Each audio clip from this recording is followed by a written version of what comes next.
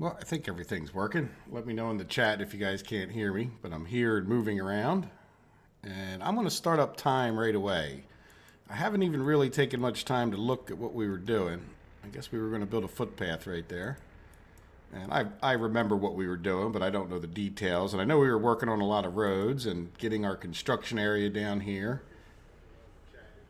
Here we go. There's my voice coming through. Okay, very good. Let me go make sure this screen's working so I can see your chats.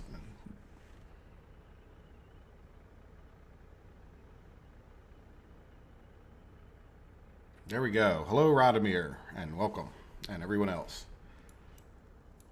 So, in the last thing, let's do a little bit of recap, which I like to do, and the first 15 minutes just sort of hopefully get settled in and get people caught up who may not have watched the stream before. And just wanted to mention that I did put, I don't know why I didn't do it before, but I did put the link to the Discord. You guys are welcome to go over there and chat. I'm not going to be monitoring it in any way, but that's just for the sake of people that may watch this video in the future. If you want to chat with me during this, then we should do it on the chat. And hello, Red Fox and Steve and Nino. Welcome.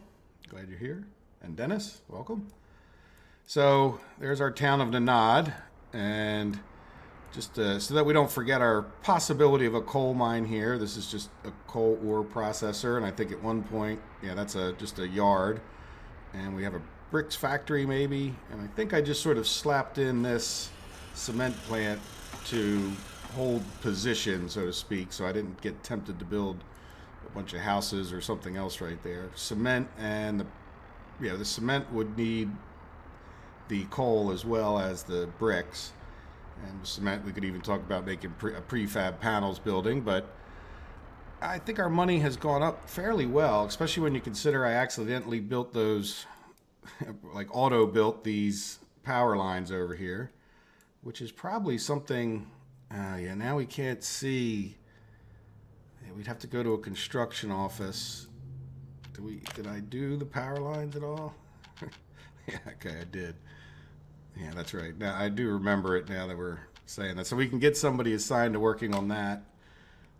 We'll need that in order, not so much for the construction office that would be down here, but for a lot of the other buildings. This is our fire station, and we're hoping, if I remember right, we're hoping our fire station, which is all the way over here, like by where that corner is right there, would reach all the way up to this mine. That's a little bit.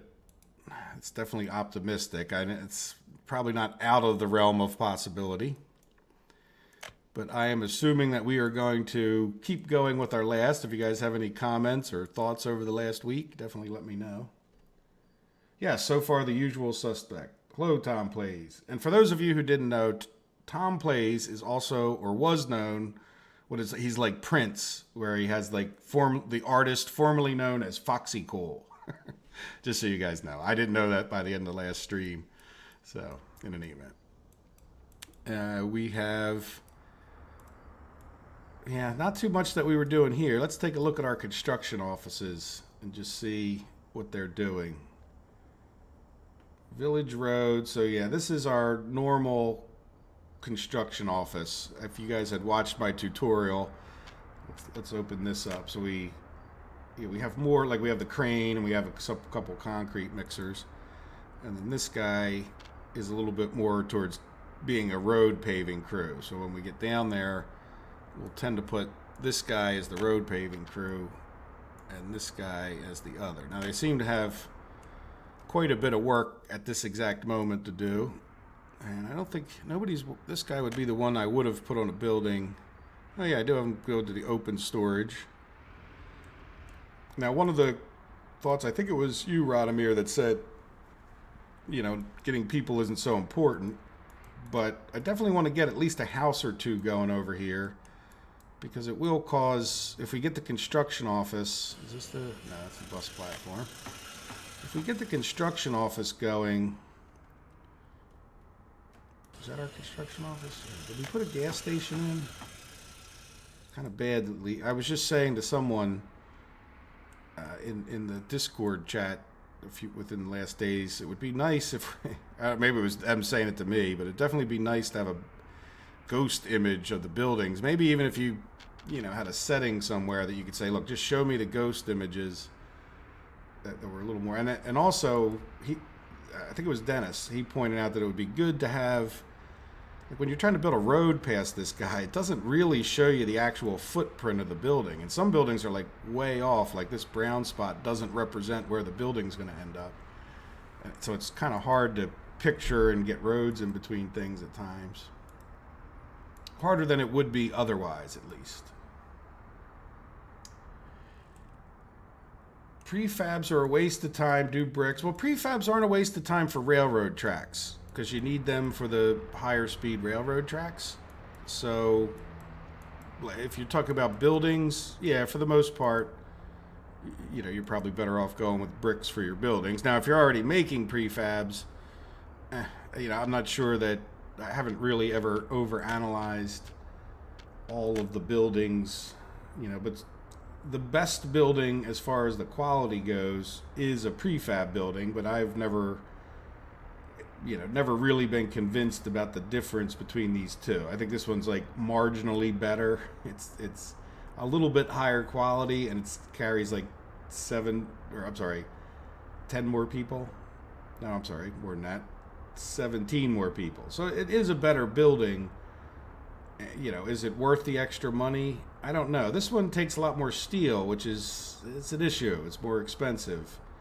So I'm not sure if you added up even the cost that this prefab isn't less expensive to build than the bricks. I guess we could probably tell, well, if we put on build with auto, right? Yeah, $36,000 to build that, $24,000 to build the prefab. Now why boy.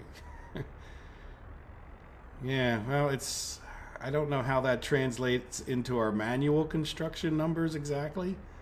Obviously, we wouldn't be paying for the labor, but you are paying for the labor, right? This one is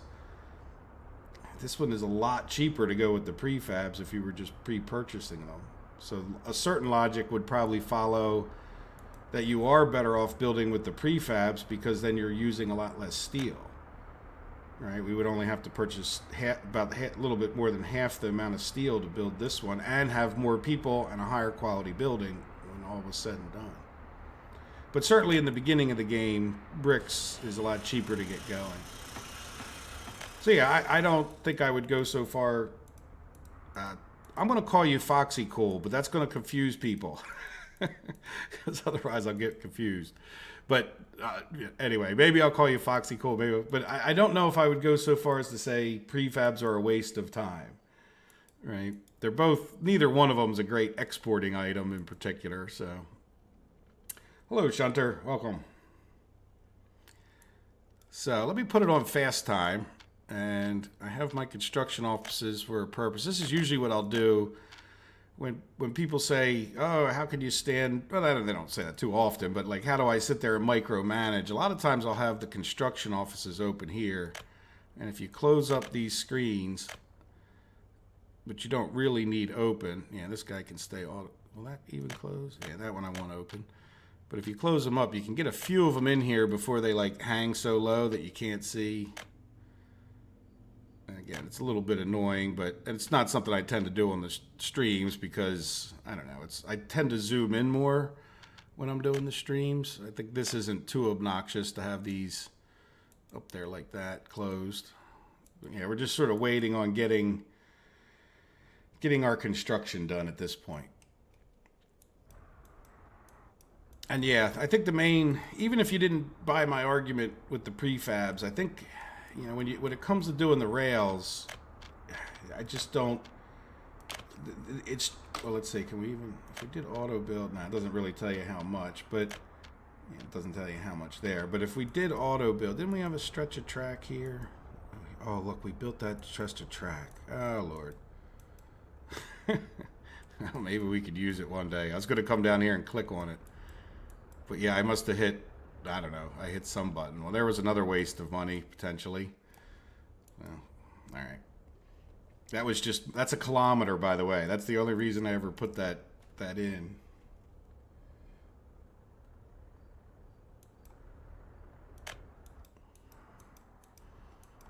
All right, so here we go.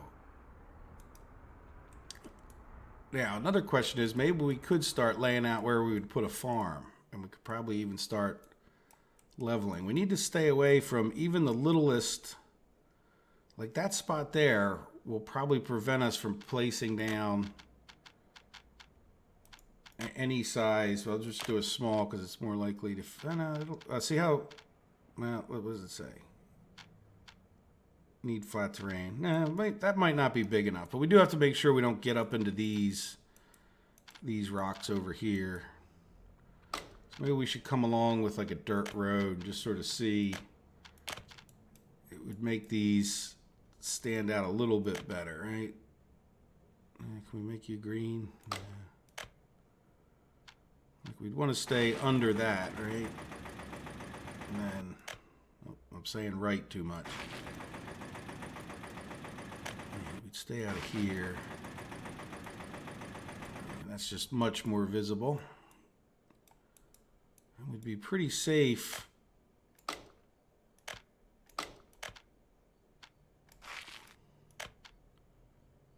Yeah, this we could probably squeeze some up into here. It would be nice if they gave you a painting tool, wouldn't it? Yeah, we don't want to get into there because it's just too hilly. One of the reasons I did that, just to try to get a little bit, I probably could have eyed it up over here, but I wouldn't have been able to see those rocks over here. So what I'm thinking of is if we did, you know, X marks the spot. Is that about the middle? At least, you know, this way. Then the question comes down to how much stuff do we want to put over here? And as far as the efficiency of our farm goes, we're definitely better off with the fields centered around the farm and then have the corn hauled out later on, because you have a lot more trucks. Well, you know, you might lean it one way or the other, but definitely purely for the efficiency of the farm, you want the farm right in the middle of all the fields. Now, is that the best way to do the whole thing? I don't know. But I'm thinking I probably, you know, now that I spin it around, I would think like maybe over in this area would be a little bit more of the center. Let me get rid of a little bit of this. And while we're sitting there waiting, and I'm waiting for you guys to make, oh, do we not have, you need an excavator. Yeah, we really need to get, this done. All right, well, never mind. But we get the idea. So then I guess we could start at least thinking about what we would put in here as far as if we have a farm here, we're going to want like a bakery and a distillery, I would think, just because why not? Just get some of those things covered. And then, of course, livestock. Now, I think there was a certain segment of the viewing audience that was leaning towards doing like a larger livestock than maybe just one livestock farm, because you could definitely do a whole bunch of livestock farms for one butchery. Radomir wants bricks.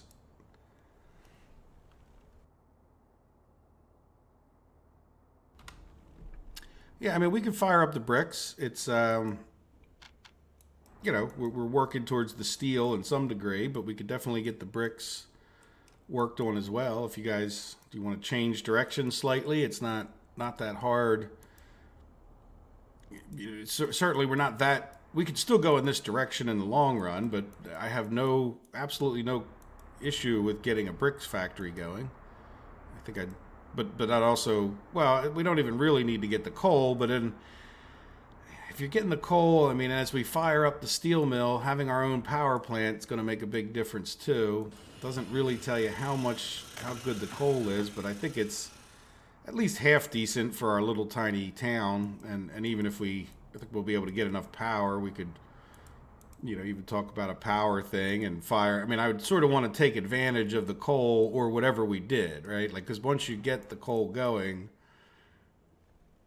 it just makes a lot more sense. I know, you know, and I know it makes sense to just build the brick factory, so we could just go in that route too. What do you guys think?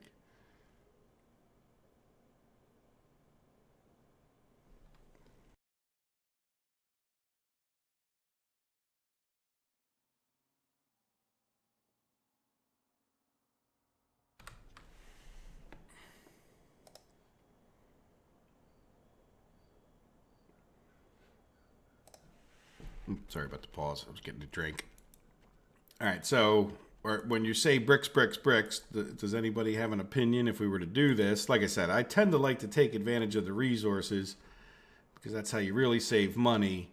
When you consider, let's open up the brick plant, and I'll show you why I tend to like, and again, especially if you have the resource, I think you're almost always better off taking advantage of that resource. I just want to see if we go to, what is it?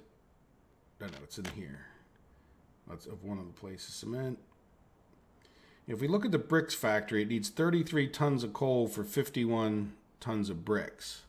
So let's come over to our economy tab. Now, and let's not forget, people aren't free, and they're not even necessarily that cheap to upkeep.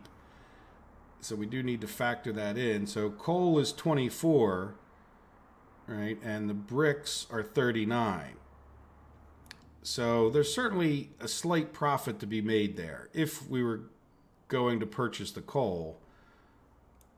So especially because you get more bricks per unit of coal. There's some of the industries you have to watch out because if it's the reverse, it could really. But yeah, so certainly bricks, it certainly would be, in my experience, beneficial to just build the brick plant. But again, you don't discount the fact you then need more people to run the brick plant. We have less people to do construction. It might even slow down our oil production. We might need to build a new house. But then again, when you get bricks, you can build those certain brick flats here that aren't overly expensive. But again, using the bricks is sort of, you're going to import a lot more steel to build those houses than you would if you went with prefabs. It's the fun of the game, right? Yes, we can also make cement, and that's one of the reasons. I forget exactly what I was thinking as far as laying it out goes, but if you look, we have bricks here. So here's our ore processing, which would drop down. I don't know if we have a conveyor there or not. You can't see them anymore, but we could put one in, of course. You know, we'd have our ore processed coal here.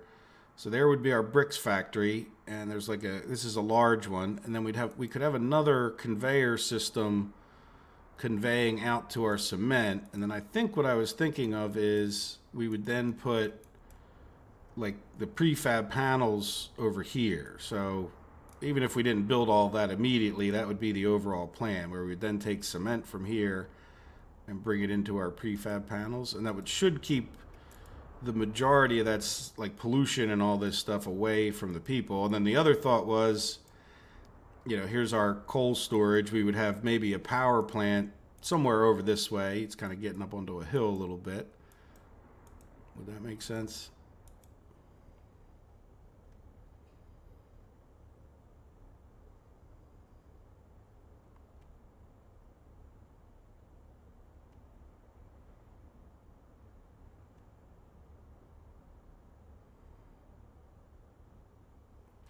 I don't think we have many unemployed.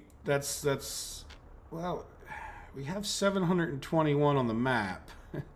Unfortunately, you know, we don't have that many buildings we can't go look. We have, why is it not?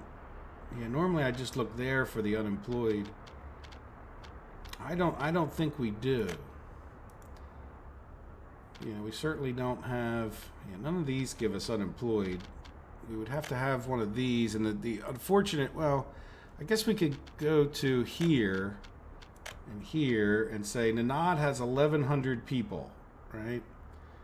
And if we come here, this is the map total. So if Nanad has 1,100 people, that means that about 800 or 900 of them. So we might have a few unemployed if this is 730 some. But it's not a huge number for firing up coal and all that stuff. So yeah, I think if that alone is probably an argument to just start out with the coal. Though I'm not real sure spending the money on the coal is worth the savings. I'm sorry, the bricks. I'm not so sure that that's worth the savings versus getting our steel mill going. If we'd only have so much money, get the steel going. I would rather build the steel first and import things. because there's a bigger margin on that. Right? And if nothing else, then we wouldn't have to import steel ever again. Now, the problem with that is we also have to build a little town over here to get into our nice... So it is much a longer a wait. But again, it's I'll let you guys vote on, do you want to fire up the bricks? Do you want to try to get the whole coal thing going? It's... You know, as you guys who've watched my regular series know, the pain of not having enough steel is probably tainting my vision. It's messing up my judgment on what's the best thing to do, because it's like, I need more steel, I need more steel, I need more steel. At least that's what I've been saying for 3 months now in my regular series.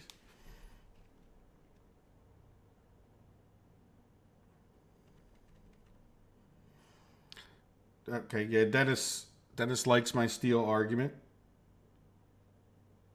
Yeah, the thing about steel, like, you can say bricks, and there's nothing wrong with bricks, right? It's just, it's pretty limited what you use bricks for, and you use steel, and I don't know if it's every single building, but it's almost, it's railroad tracks, it's everything.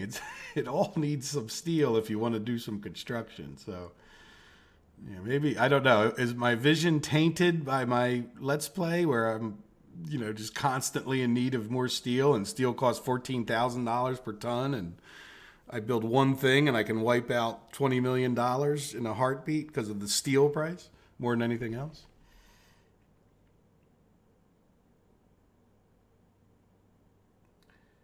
Can I mute myself without muting the game audio? Is the game audio muted? No, I don't. I think when I don't know. Well, yeah, I can click the button on my microphone.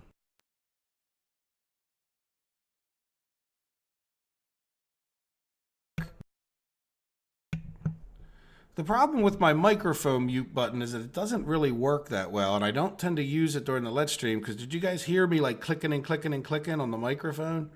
Where when I hit the keyboard, the M,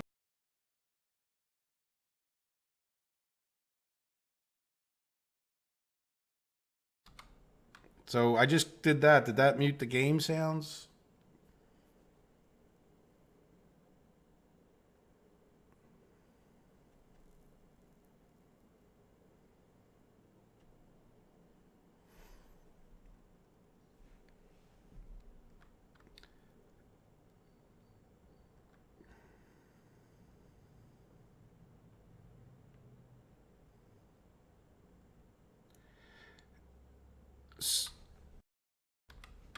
So, Rotzko, I don't disagree to some extent whether this is enough or not, but don't keep in mind that if we're going to do the steel, we need another town here, and we really hardly don't have enough people to run our oil industry yet.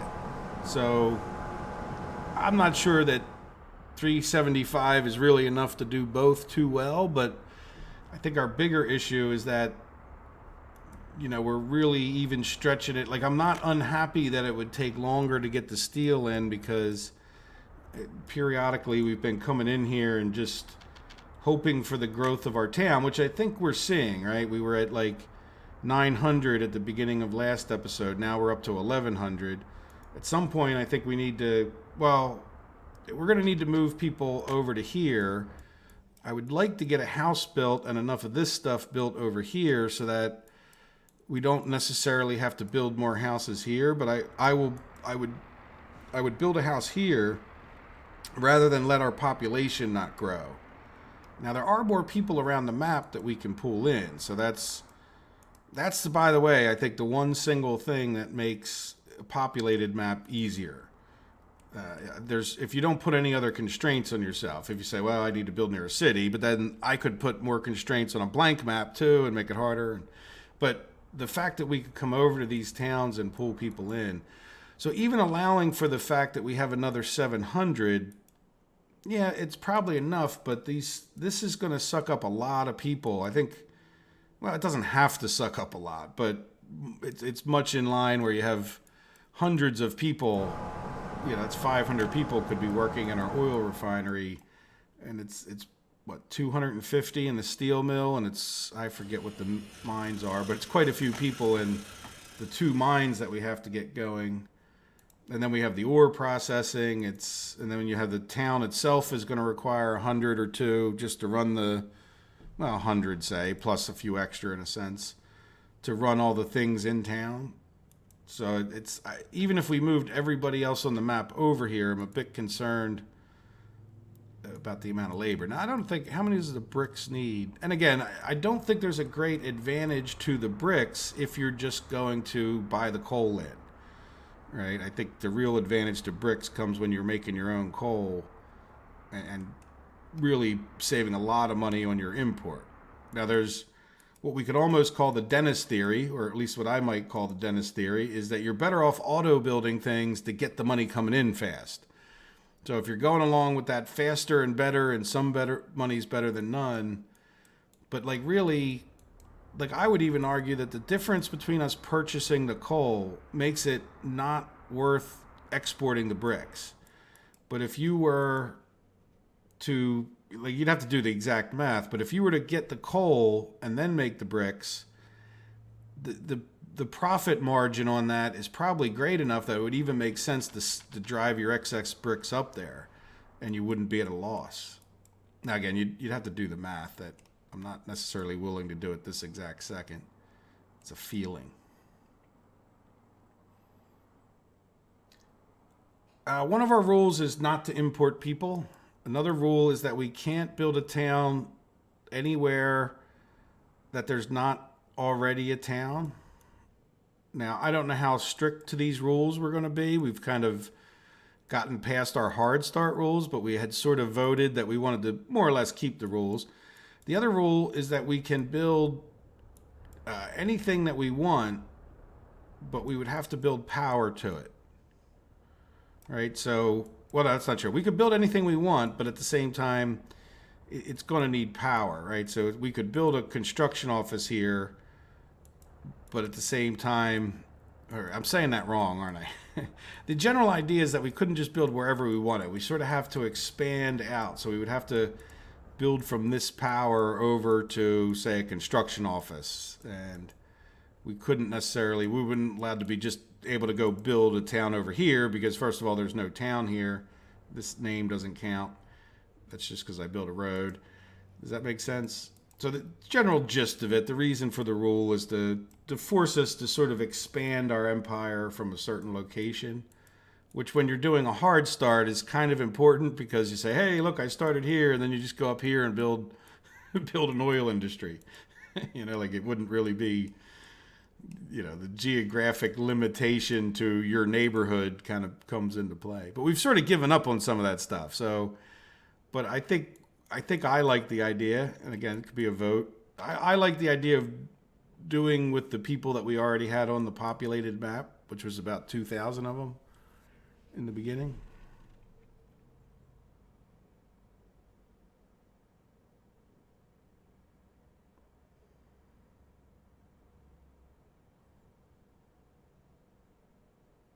Yeah, as far as the muting thing goes, I mean, yeah, you guys let me. If the clicking doesn't bother me, just understand that when I'm doing the normal series, if I were to ever mute it, which isn't very often, that the clicking, and then the button doesn't really work. Like I've got to click it multiple times because it's just not a very good, and it never was. I probably should have just returned it for one with a better button, but now it's too late, and I'm not buying a new one just for that button.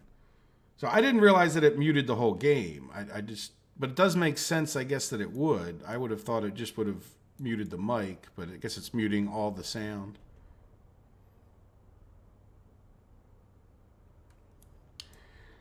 Steve, as far as growing it, yeah, we just clicked on them, and we still have room. And what I'm hoping happens is that we get, we're on double fast forward. I'm making this happen as fast as I can, and so like this house this is not even half full here, 81 out of 162. So we still have plenty of room at this moment for people to expand into. This house is getting a little bit full.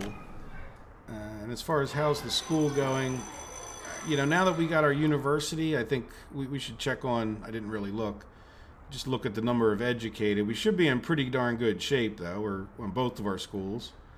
I mean, we're certainly making, we got a lot of professors and quite a few teachers. So let's see. Just click on.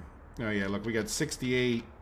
How many people? We have 138 people in the building, and 68 of them are educated. So let's see, how are we doing here? 40 are university educated. 103. So schools are doing excellently. Now that we'll have another little micromanaging task too, if we don't build another university over here. So maybe we'll leave room for that as a future consideration. But in the meantime, I don't know how many universities we want to build versus more industry.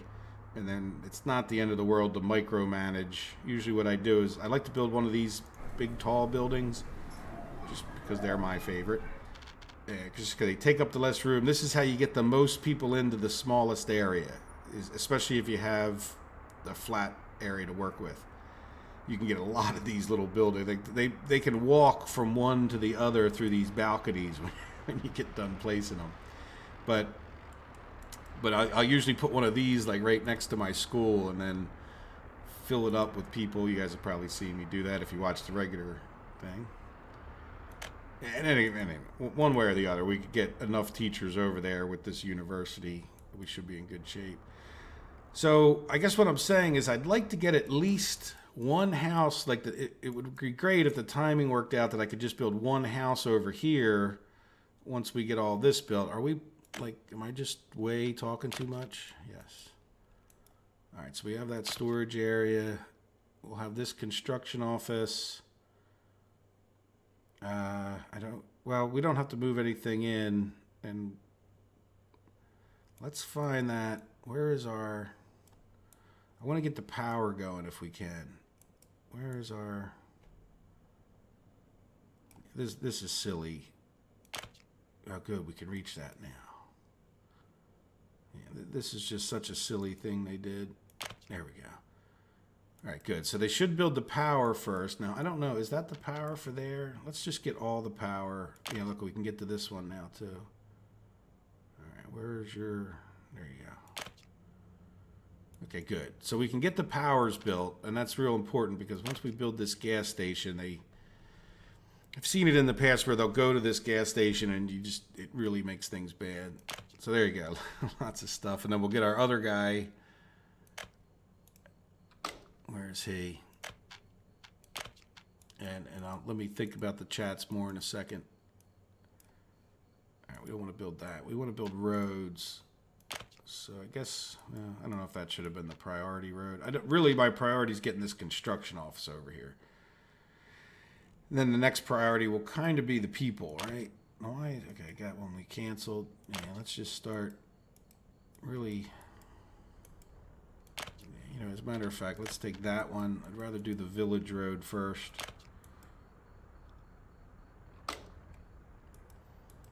Okay, good. So we'll try to get into here and get at least one house, because that one house will make a big difference on our construction speed. And then the other thing to talk about, I guess we could even start getting... What if we don't have a ton of money for vehicles. But do we want to get, how many vehicles do we want to get over here? Oh, no, we don't want to do anything. We want to just limit the amount. Yeah, we don't need... Well, let's see. What's the smallest amount of boards we can... We'll just get the smallest amount of everything. It'll be fine. You know what? I'm worrying about it because I've been doing so much crane construction. And if you guys don't know this, if you have a crane construction office... They instantly grab the supplies out of there. So the refill rate here isn't good enough to fill the construction rail crane itself up. So you really need to make sure you have at least 20 tons of prefabs, and really it would be ideal to kind of have close to 20 tons of each thing. Though I don't think you need so many bricks. Does that make sense? So if you do this minimum, you end up sending your rail cranes out without enough... with limited supplies. Watch what happens next time you see it send a rail crane out, because it will it'll only go out with 14 tons. But if you had this up to like the next step, 28, it would go out with a full load of 20 or whatever it is. I hope that makes sense. Just a warning. All right. Well, anyway, let's buy some of that stuff because we'll need it down here. And that's another thing to consider is just, especially when it comes to buying these mechanical and electrical components, can get a good hit on your money. That's all right. We're doing pretty well. Let's take a look at the money, and I'll read the chats for a second, and yeah.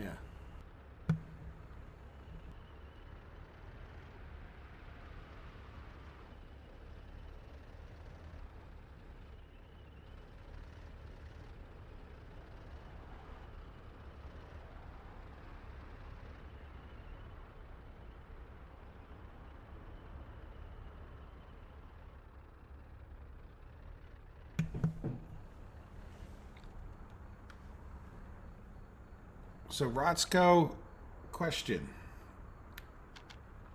We're going to build a house over here, and to try to understand your comment or question, I don't know, and this is like my question back to you, I guess you could say, is I don't know that if they're spread out more, they grow any faster. Does that make sense? Like, in other words, it doesn't, it's certainly not the way I would have programmed it, but like, in other words, just because this house is getting close to full, and even if that were the case, I think I would just come over here and relocate a few of them to this house, this, right? Because I know this one we just looked at, it doesn't have too many. Like I don't think they would be growing any faster if we build another house and spread them all out into that other new house. Does that... I mean, if that's not true, I would love to learn that that's the case, because I'd certainly plant 4 more houses over here just to grow our population faster. It's just my understanding or guess, assumption maybe even, that this house here is just going to produce them as fast as 2 houses with the equal number. It's the number of people, in other words, is what matters, not the number of houses. Now, if you have a limit, like if this house filled up, I assume there might be an issue, but we shouldn't have any plus 21-year-olds. 0. And it's my understanding and experience with the game that that's the number that you want to keep at 0 if you want your... This is almost an indication of how fast your or if you're reducing your population growth. So in other words, once you have a plus 21, that means they have no place to move into. So if these were all filled up and this guy couldn't move over to here on his own, then you're going to get a plus 21. Now that plus 21 doesn't make any babies until he gets moved into his own house. So if you get a situation where all these houses are filled up with regular adults, like this number here, then that's when you start creating plus 21s, and plus 21s don't reproduce until they get into their own house. So if I'm wrong about that, please someone correct me. I mean, that's been my understanding about it. So I don't think there's necessarily a huge advantage to just building another house. In other words, like we would still just have the same number of people reproducing, whether they lived in 5 houses that we have, or if we build a 6th house, it's just still the same number of people reproducing until they hit the max, and then it's a different story.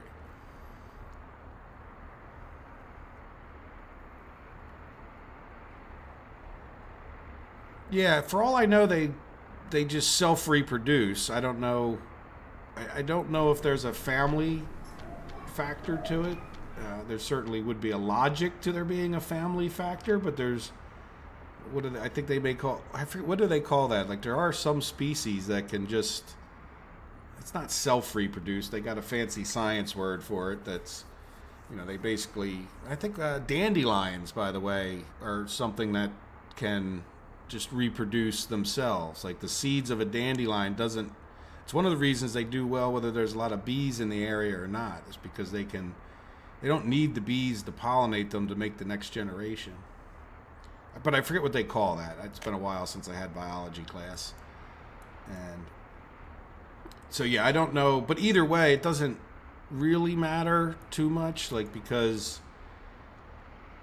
you know, if you think about it, I mean, how do you do the pairing? And I don't know if I would do all the mathematics of, I mean, do they, well, I guess one way to tell would be, do they have parents? I mean, they have child, but you would have to catch, I guess you'd have to, it's not telling you who their parent was. So I guess you would have to go and look and see if you could find, and even then you might have it. Well, no, these names, I don't know. Are all the names unique? I don't even know that. They certainly seem like they could be quite varied. And I guess they would have the same last name, or do they? Here, you know what? Let me pause it just for a second here so they don't keep changing on me. So, if that one doesn't have any children. Yeah, see this? Yeah, I wonder if they have I think someone mentioned to me that they have children at a certain age and for a certain period of time. Now, look, they don't. That's kind of weird. Look how some of the children have. Oh, look, they do have Gregorovich. And I don't want to stop time too long for this, but something to look at. But one of them, no, none of them have. I guess it's her name. Their name. I'm not sure that we have any women, to be honest with you. If you look, they're all men. So this could be some kind of a weird society that we have here of all men that can reproduce. I'm not sure. Yeah, they could. It's just right. Just to assume that they're men is probably wrong too. I mean, they just could be like these asexual beings that. Well, no, by the way, I don't think a dandelion's asexual. It can just reproduce itself whether it's pollinated or not. So if it does get pollinated, then it will, do the normal thing, but it can self-pollinate too, which is kind of weird when you think about it. And I know there's other species that can do that kind of thing. There's a lot of weird species in the world. I mean, especially if you start talking about the oceans. All right, so how are we doing over here? We are building our construction site. So we'll have to build, it's not going to be that much money, but don't forget, we're going to lose $100,000 of that just getting new vehicles. Now, or do we just move? I think, did we kind of decide on doing the steel? And just plowing ahead with that? I didn't see too many votes either way. I know my vote was towards steel, and I know Dennis mentioned steel, and Radomir mentioned bricks. Yeah, I don't know if we ever resolved that, at least not officially. And I don't mean to just let those votes go uncounted and ignored.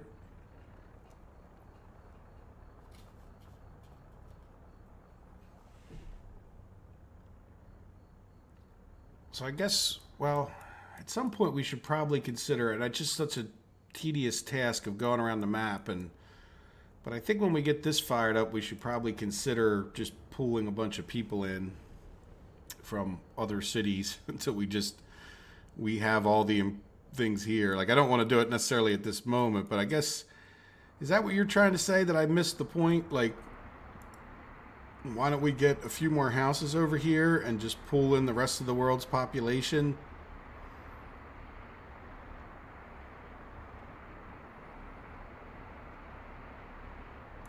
Yeah, let me see. I think asexual may be... It could be asexual reproduction. In other words, nothing to do with sex reproduction. I think like starfish, if you chop off like a starfish in half, or worms, like they'll re-sprout another thing, but those starfish will actually grow into another starfish. Like the bits of the starfish reform a new starfish, a second starfish, from like cutting off one of its arms, kind of thing.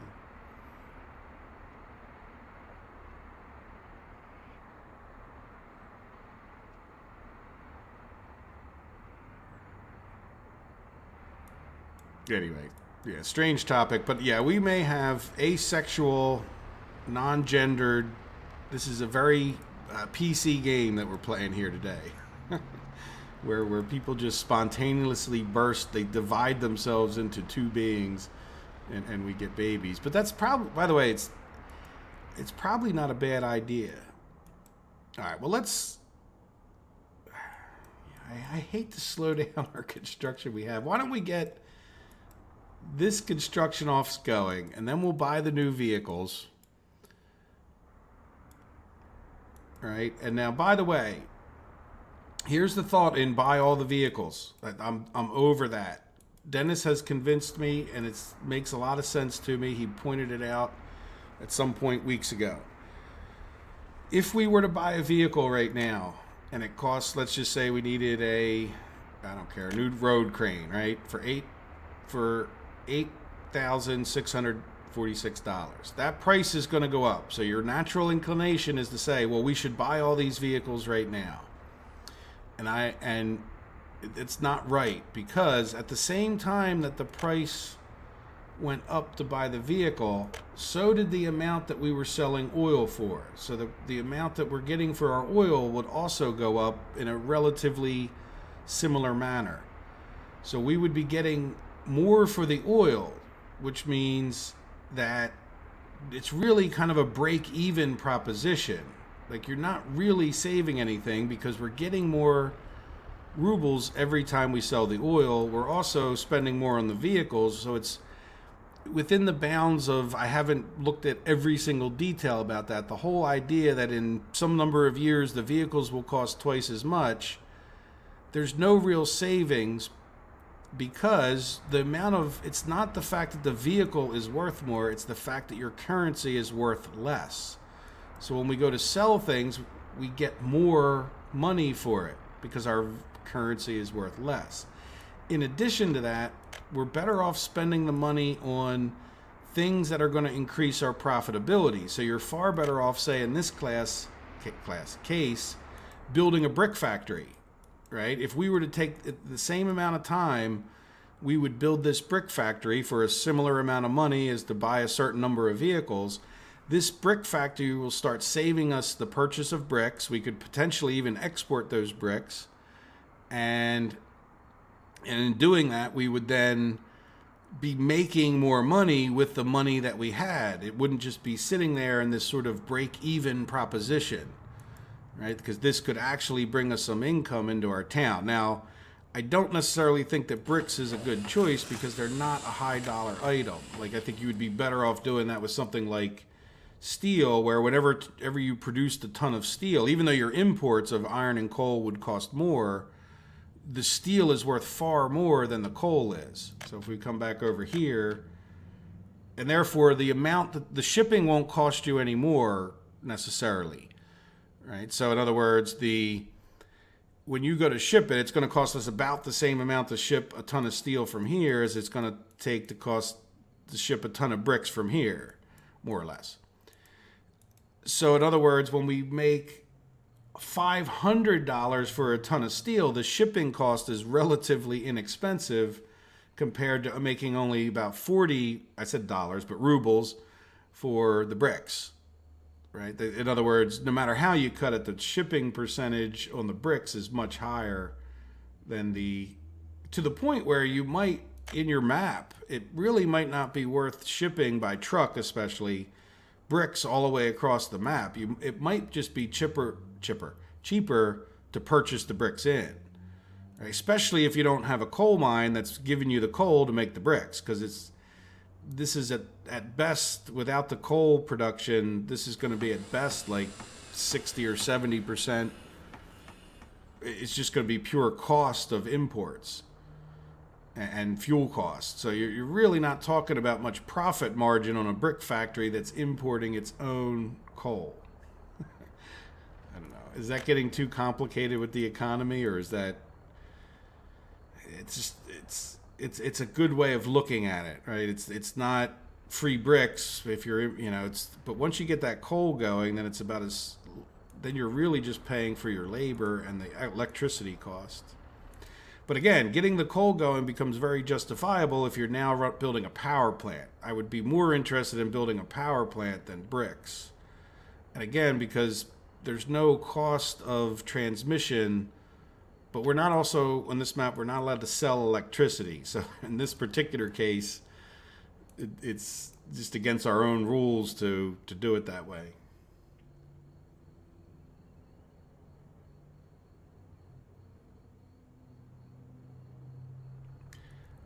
Yeah, we could talk about a bricks factory over here if that's what you're saying. I mean, we do have, here's our ore processing plant, and I think we even have a. This is where I'm thinking we might be shifting our entire civilization. Mostly, this will be our oil town, maybe. And when you think about it, this is where I built Neuve Revergrad. It's not without. There's not without reason, right? Like, this is a very nice little spot on the map. Just look at all the flat area that we have as a flat-ish area. Maybe it's not flat, but it's. I mean, you just have a lot of potential in this valley for building stuff. Compared to a lot of other places on the map, this is a nice, broad, open zone. At that point, when you get into here, you get into some hills. But this is all iron over here. You don't even need that much iron. I clicked the wrong thing. Let's go to, if you look, let's zoom in so you guys can maybe see, look at all this. Is just like all iron. Like, just tons of iron. And then if you come over to, and by the way, that's not even the end of it. If you come over here, it's even like better iron. This is like, I think this is some of the best iron that you'll see on the map. I mean, I'm sure you can find some spots, but as far as, like, 'cause some of the fields, if you look at the resource map, like from Steam, but this right here is probably going to be one of your highest percentage iron mines you could get. And then there's just these areas of it. And then on top of that, we would have oil. Now, I know we already have oil, but if you did decide to start your map in this general area, where is the oil? I need to go to the river, and then I can tell. The oil. Oil. I thought oil was right over here. Oh, I'm not on oil. I do that all the time. Yeah, I didn't switch over to an oil. Like, you switch here, but it doesn't switch the act. There you go. Look, so we have a big oil thing right here. Like, if you're just looking for a nice, I'm not saying it's the best place. I'm just saying it's one of the good ones where you just have this, I don't want to say endless possibilities, but quite a few. Get a nice farm going up here, and there's also a little bit more coal and oil over this way, but you're getting kind of far away. But there is more oil, over here. It's a little spotty over here, but it is. There you go. Like, it's not in one big clump. And there's a little bit of coal right in here. Yeah, you don't have a huge amount of coal. I don't think there's a huge amount of coal almost anywhere on the map, but there is. There is where we have our coal mine here, and then.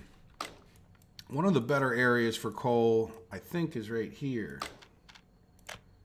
Or at least a good area that's relatively close to us will be...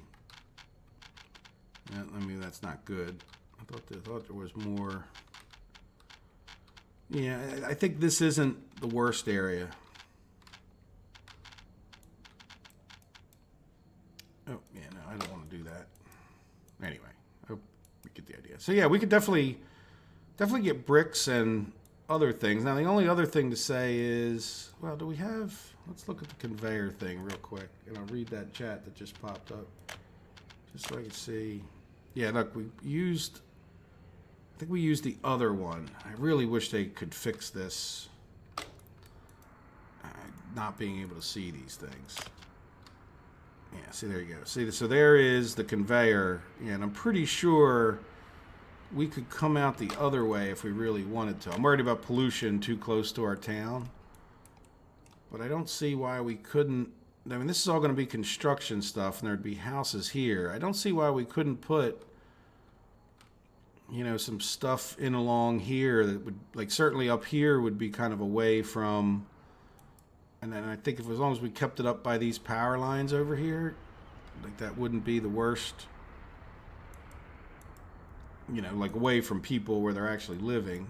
And we could bust them up here. We could have cement and all. Now, the only other thing is, do we want to take advantage of the little coal mine we have here, which wouldn't, because you do need a lot of coal for your steel. So at some point, we're better off just doing steel and paying for the bricks, right? Because we're going to get 500 rubles for every ton of steel. We can afford tons and tons of bricks for 1 ton of steel. And it's not going to necessarily cost us any more if we're making our own iron and coal over here. So I don't know if I'd even want to cut down on the amount of coal going into this iron mine. I think might be making a financial mistake. You'd be better off just producing as much iron as possible and then importing all the other stuff. Now, if your goal is self-sufficiency, that's a different issue. Amoebas are asexual. There you go. Now, asexual, if you say asexual, you mean having no sex, like gender, in a sense. You're not male or female. But are there things that can asexually reproduce that have gender? So in other words, if you would be male or female as far as your reproductive things go, could you still reproduce as a male? Or does that automatically make you asexual in that sense? Like a cell can split itself in half, it's asexual, but you could theoretically have a male cell and a female cell that split itself in half, and they would just produce another little male, or they'd just produce another little female. Okay, so now Steve is muddying the waters in some ways. And that's fine too. But I think, and by that I mean suggesting that we fire up the coal and the bricks is now made us have a tie vote. So we need someone else's help because I voted for the steel. Dennis voted for the steel. Radomir the bricks. Tom Plays / Foxy Cool. Did you vote at some point on what you thought we should do that maybe I'm forgetting? But if someone else wants to help us break the tie, that would be fine with me.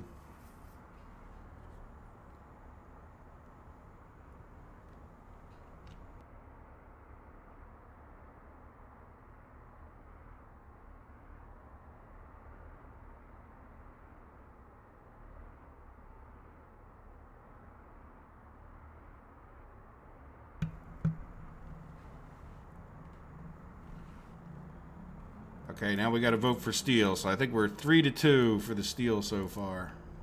Again, it doesn't really make that. I mean, I'm not either way. I think you should just have fun with your game, and if you build more stuff and make your economy more self-sufficient, yeah, I guess you could do it in a really poor way, and it certainly has its balancing challenges. But you're probably not going in the wrong direction. I think the biggest thing you need to do is just make sure you stay positive here. So the negative thing would be if we can't make money on our bricks, then it's not like we have some flood of rubles coming in from someplace else. And I think we'll do okay if we do either one. Like I think if we get this coal mine going, and again, I don't think it's a bad idea to get a power plant going, even if we're not allowed to export, because if we look at let's take a look at our expenses as we decide these things. So we're July 21st, so we've brought in 15,000, and I'm almost going to guarantee you that's from fuel, oil, and bitumen, right? Well, let's take a look at last month. So we're looking at a whole month's numbers. So yeah, fuel, oil, bitumen, and we made by far the most off of the fuel. So it's definitely worth getting that refinery going versus just trying to export your oil, especially when you consider the bitumen on top of it. It's $20,000, so you're definitely. Building is on fire. Where? Get out there, boys. There's our firemen. I want to say firemen confidently because again, we have all men here. It appears, so I'm not being improper in any modern cultural way. There we go. Come on, get the fire. Do we have a fire truck, I assume?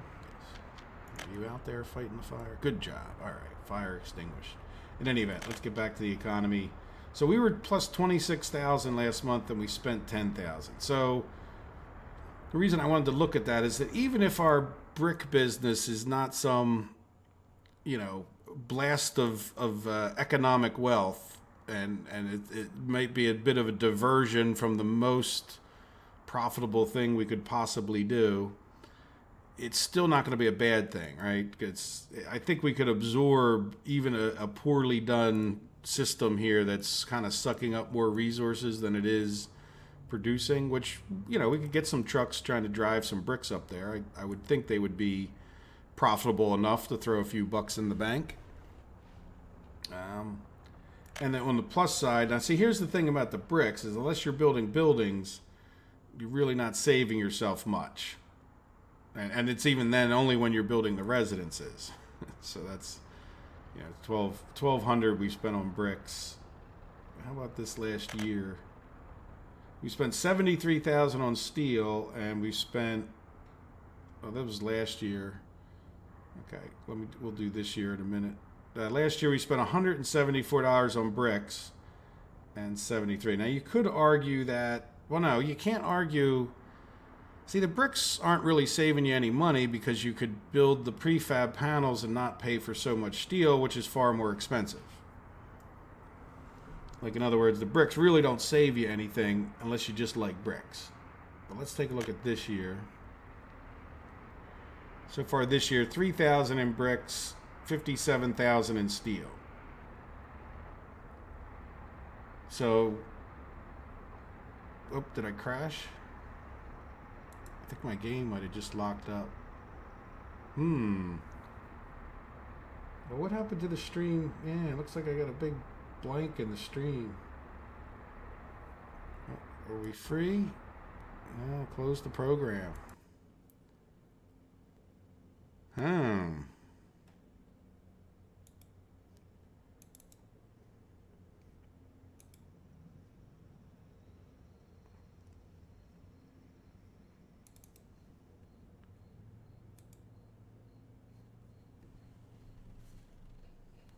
I don't know if you guys can still hear me. I am going to try to reload to our last thing. I can't really. There's a delay on the stream, and yeah, I mean the counter's still counting up. I just saw, just to give you an idea. Oh no, I just crashed again. Uh-oh. I'm not sure if you guys can see all of this or hear me. I'm assuming that I keep telling the thing that I don't want to quit streaming. I want to go back to a second save.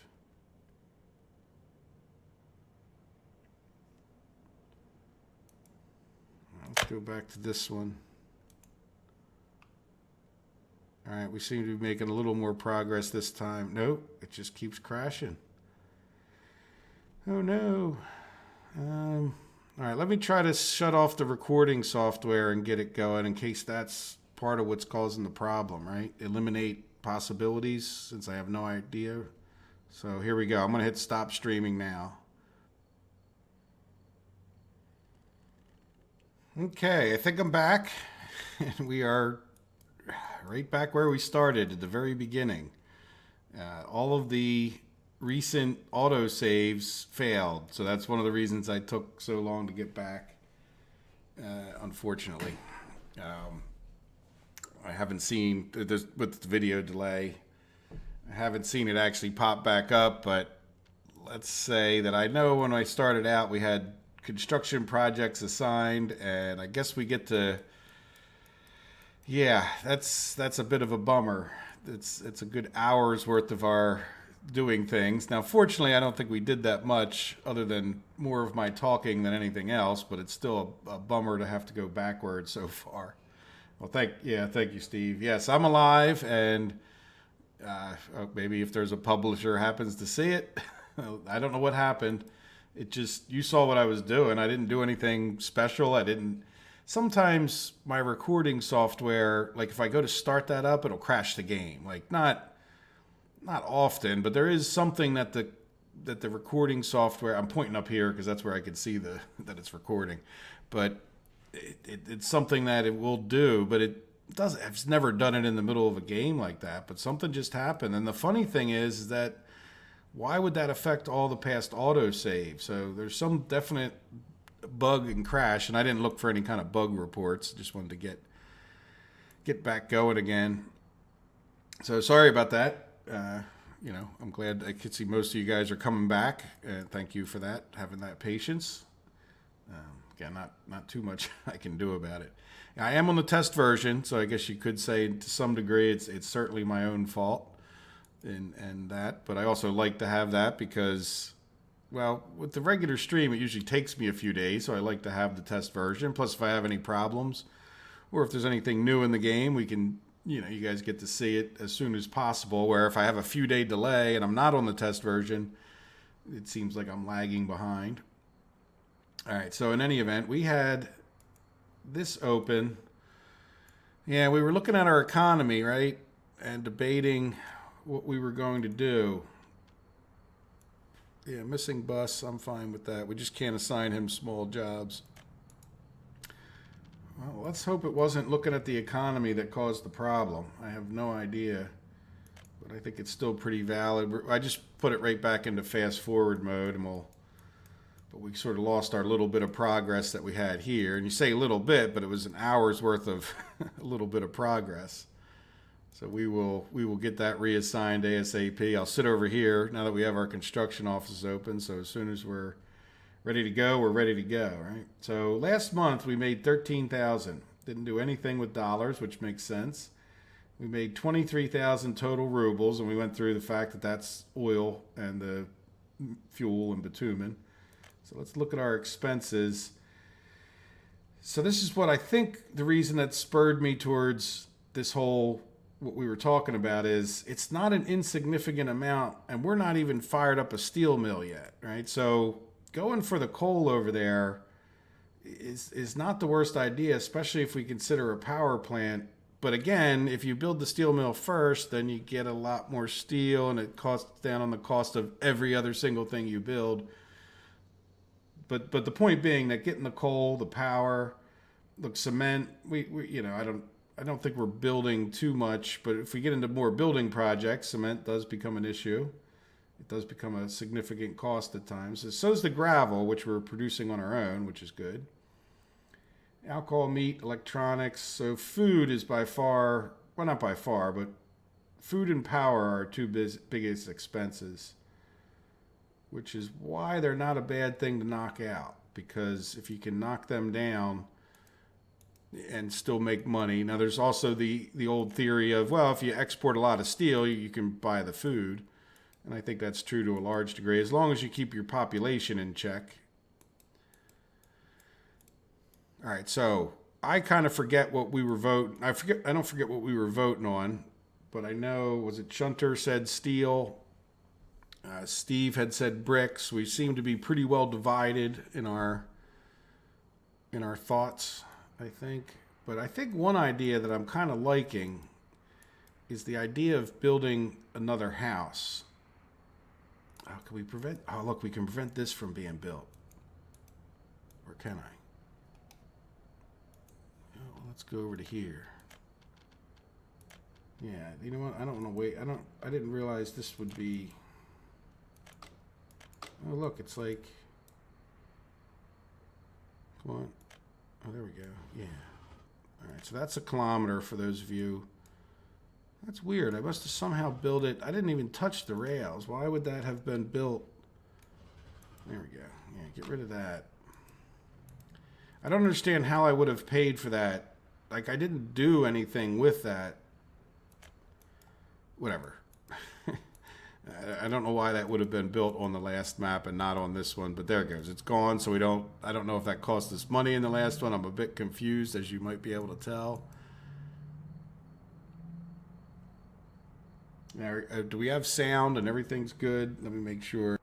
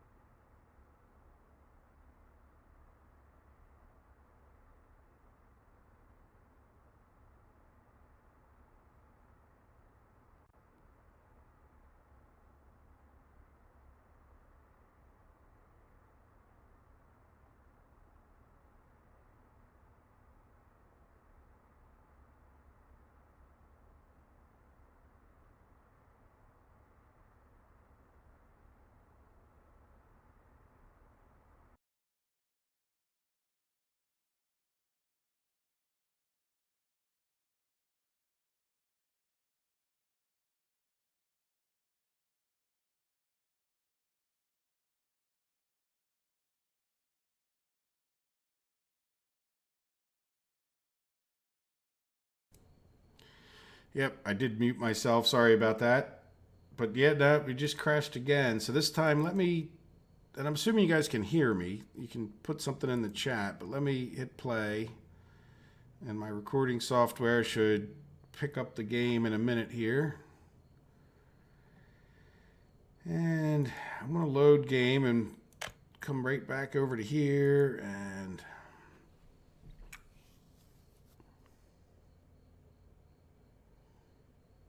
yeah, there's has to be something happening. I'm not sure what to do about it at this point.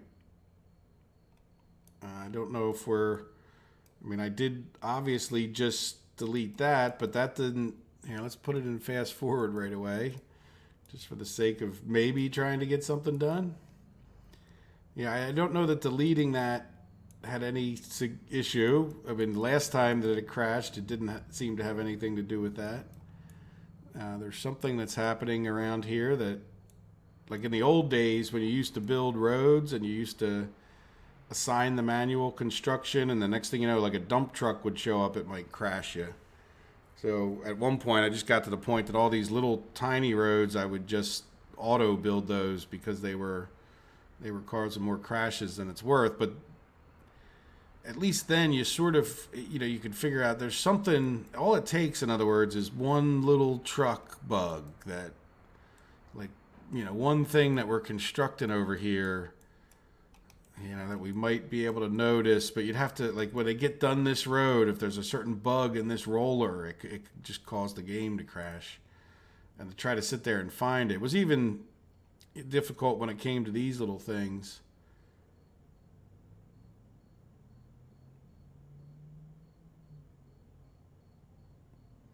Yeah, we definitely need to get more people. At the same time, we don't really need lots of money. The pipes are not necessarily necessary at this point, though I don't disagree that we should build them at some point. At the same time, population, yeah, I'm liking the idea of maybe building a few more houses and just getting everyone off of the map into this area, like, so that they're all growing the population. So, for example, if there's people over in this town, we could move them into here, and then they'll become part of our growing population. And at one point, I think that was a suggestion, but I think I might have misunderstood it. Like, what do you guys think of that? Do you want to take and put in a couple houses? Hopefully we don't, I'm a little bit nervous about the whole prospect of continuing, because I have no, like, with my regular Let's Play, I'm going to knock on wood here, I haven't, the map has been pretty stable. If it's had some issues, I've been able to go back like we just did and re-record an episode or whatever the case was and then move forward. What's making me really nervous is that we crashed again. Now, yeah, it also made her, let me try to cancel this railroad a different way. There you go. Cancel all railroad plans that weren't instituted. So hopefully, I don't imagine that really had anything to do with it, because the time before that, we were just looking at our economy. So, it could be the economy screen. It could be the issue. It's just hard to tell until you can duplicate it, I think.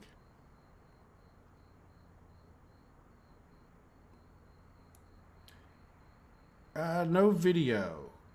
Oh, let's see. Let's you know what? I'm sorry, guys. My normal notice isn't up there. I should have paid attention. I just assumed that would come back. Here, hold on a second.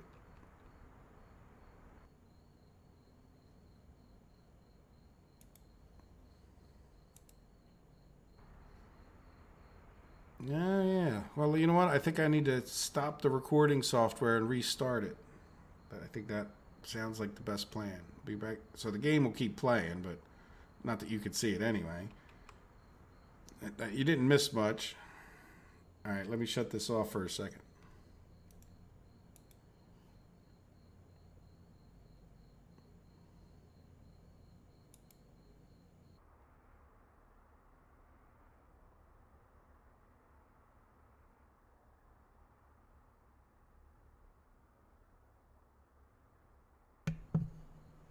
Okay.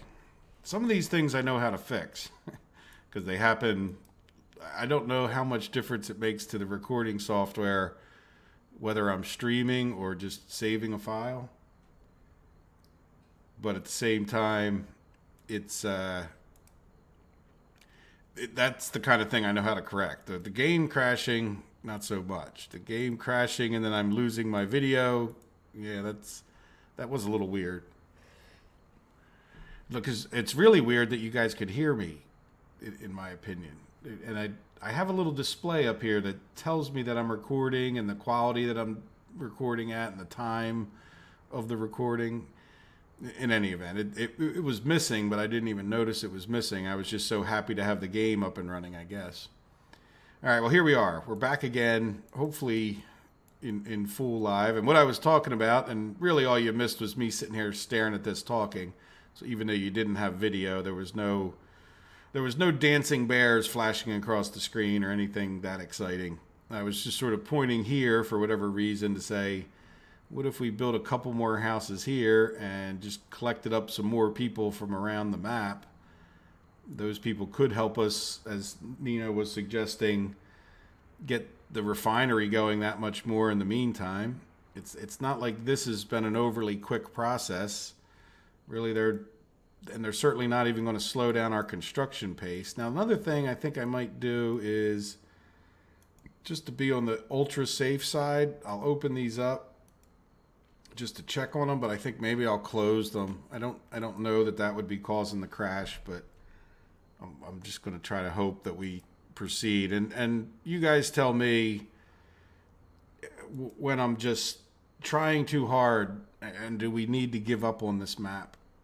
It's just not that I at all want to, but we can't hardly have a live stream where it just keeps blowing into little tiny bits every time we try to play. So let me know what you think if you're getting tired of the crashing. I don't know what to do about it while we're sitting here trying to record. Even if I could look up issues, I think, as Dennis said, I don't think this is too unusual. Is it the price we pay for the test version? Sure. So what do you guys think? Do we build a couple houses and just pull in more of the people? I don't think it would be that costly for us. Do we just build our bricks thing first and then pull the people in? That certainly would justify running the bricks plant. And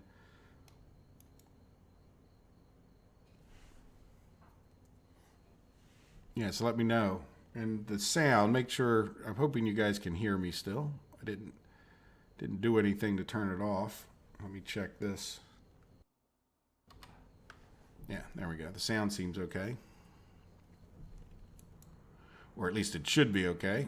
Who knows this afternoon? I guess I have gremlins in my house. Yeah, so I don't think we're in a huge rush. We're back to where we were.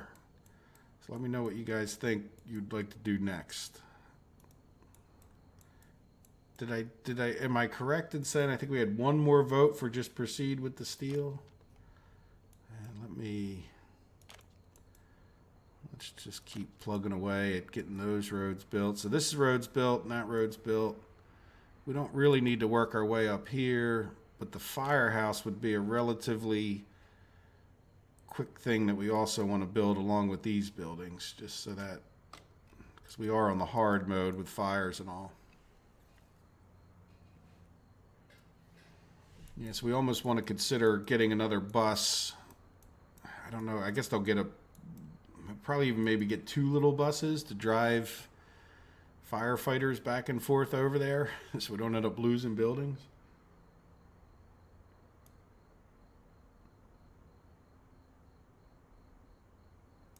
Thank you, Steve. Yeah, in all my consternation, I just wanted to make sure I had it right. So I thank you for your verification there. Yeah, build houses certainly is making a lot of sense. And Nino, yours was the original idea. And I definitely count your vote already, as assuming that you would vote for your own idea. Maybe that's a bad assumption on my part. Yes, Radamir, welcome back yourself. Yeah, I've been back for 2 minutes. We lost all of our progress so far. The only thing that none of the auto saves seem to want to reload. It just, the game, as soon as it looks like it goes through all the normal, I don't know if you guys saw any of that, but it looks like it goes through all the normal, like I'm pointing here because that's about where it's at on the screen, like right below the symbol. It's telling you what it's doing. And I think it's just about to fire up the graphics of the map and get you into the game. And it just, boom, crashes the desktop. Like, just screen disappears. And then shortly after that, my recording software says, you're not playing the game anymore. Are you sure you want to keep streaming? So yeah, we've unfortunately lost all progress. And the only issue I have is, let's just hope that whatever caused that is not. All right, so let's build some houses then, I think. Unless anybody... Pietro, you've missed all kinds of game crashes and excitement. Boy, you missed so much. I don't know. Pietro, you've been watching my videos and live streams long enough. You can almost guess. And by the way, you didn't miss much at all because we crashed. And now we're, I don't know, in game, we're only days since the beginning. It's almost like we had to restart all over a few minutes ago. So you really didn't miss much at all, in a sense.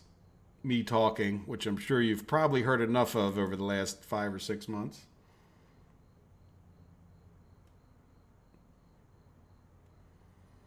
Yeah, the map, something went wrong on the map at some point, but now we seem, I'm knocking on wood. I don't know if you guys have that superstition. We've made it a few minutes here without crashing. We came back in and we crashed again almost right away. But it was weird the way, I don't know, we'll see. Really, that is kind of missed. I'm almost going to go back and look at the video to see how I ended up purchasing that rail. Like, I really don't know how I would have had that completed. It doesn't make a lot of sense to me. And then when I restarted the map from where the stream began, this was white, meaning it hadn't even been confirmed in a sense. So I don't, and then, I deleted it, and then we crashed after that, and then I came right back in and deleted it the other way, and it's, I don't know. I don't think that has any much to do with the crash, but it is a bit of a mystery to me.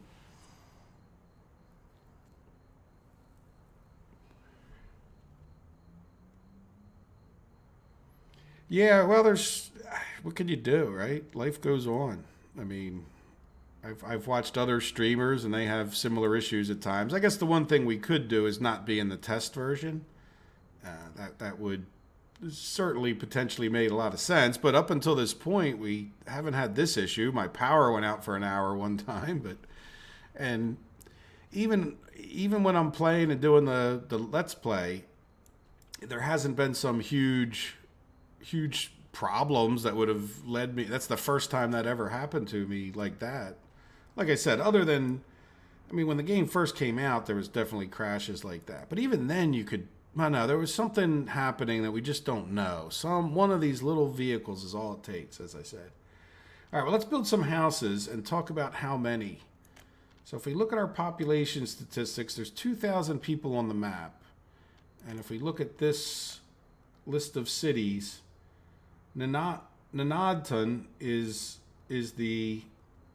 we have 1,100. So we could potentially bring like about 900 people over here. I don't know that we need to build that many houses, but it certainly gives us an idea of what it would be worth building if we wanted to bring people over. Like, I don't think we should fill all these houses up so we get good reproduction going. And yeah, is it cheaper to build the prefab? 77 tons of prefab panels versus 62 tons of bricks. 13 tons of steel. So the steel is 6 tons less of steel, which is $500 a ton. So that means $3,000. What is the difference in price in the prefabs? Keeping in mind that we would get a little tiny bit better quality house, and we would also get 17 more people. So the price of the bricks is, call it 40. It's really close to 40 rubles. The price of the prefab panels is 41. for all practical purposes, well, 42 almost. Let's say that's 2 rubles more to buy the prefab panels. Now let's talk about what was the difference in the numbers of them. So if we were to build this prefab house, it would use 77 tons of panels. This would use 62 tons of bricks. So that's going to be 62. That's going to be 100 rubles more for the first bricks. But then we need another additional 15 tons of panels at 40. So what's 15 times 40? 6,000? No.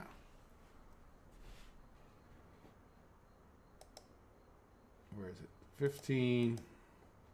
No, let me get my calculator. Sorry. 600. So it's going to cost us an extra $640 to use the prefab panels. But it's going to cost us an extra, what did I say with the steel? 6 times 500, 3,000. So it's cheaper to build the prefab panel flats. And you get a bigger building. And how about the labor?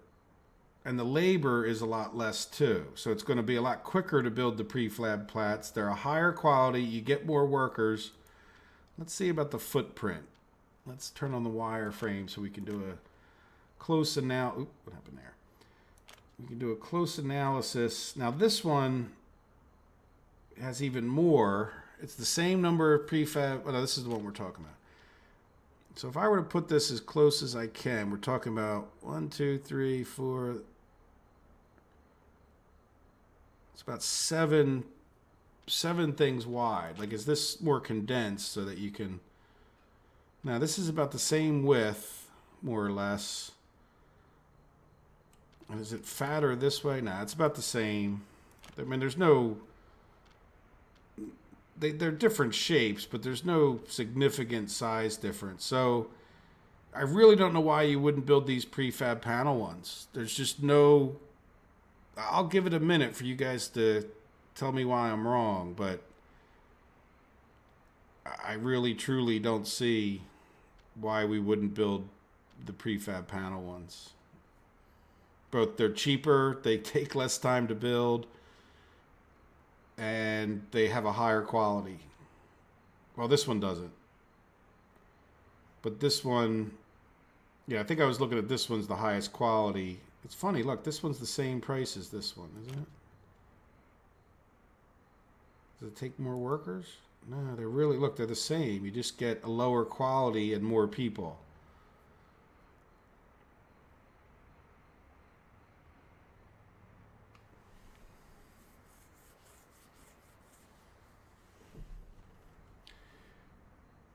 Well, you don't really necessarily know the price right away because, I mean, it's gonna cost us more money to auto build them, right? So, we could get the houses more quickly, but I don't think that there's any particular benefit to auto building in this circumstance because it's not necessarily going to bring us that much money in that much quicker where there's some economic argument. As a matter of fact, the problem with what we're about to do is we're about to increase our expenses.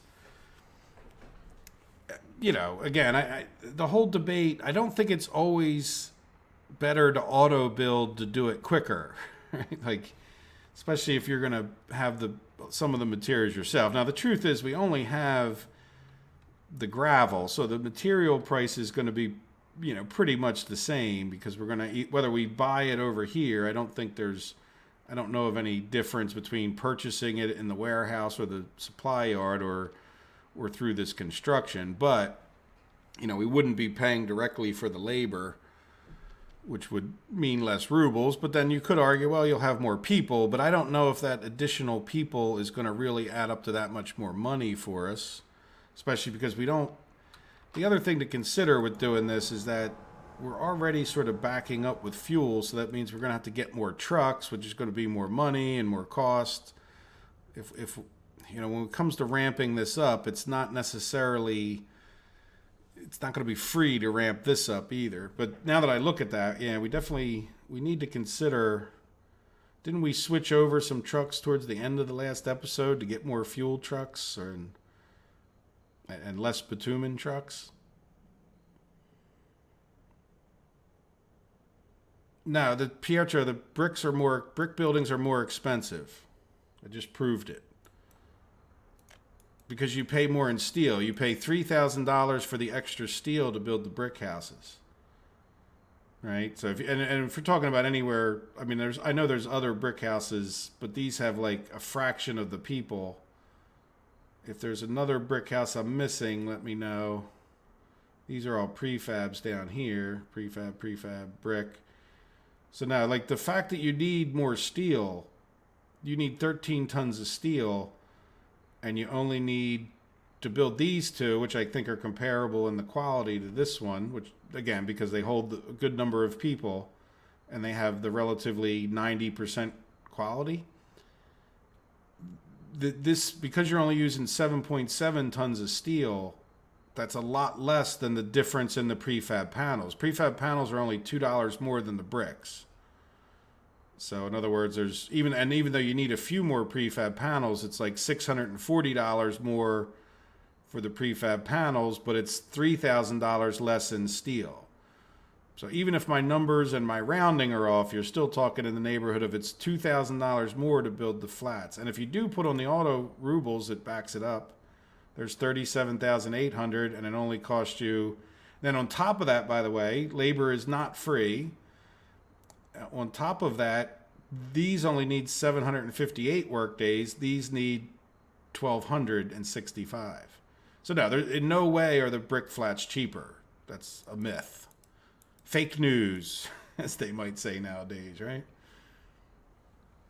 So yeah, no, I mean, I think we should build the prefab panels because they're cheaper, right? And hold more people. And if you go with this one, they still hold 17 more people and they have a higher quality. But if you want to go with the slightly lower quality, you can get 27 more people. Is that right? Yeah, 27 more people per house if you go with this one. And it's cheaper by $2,000, which is a good percentage of the cost.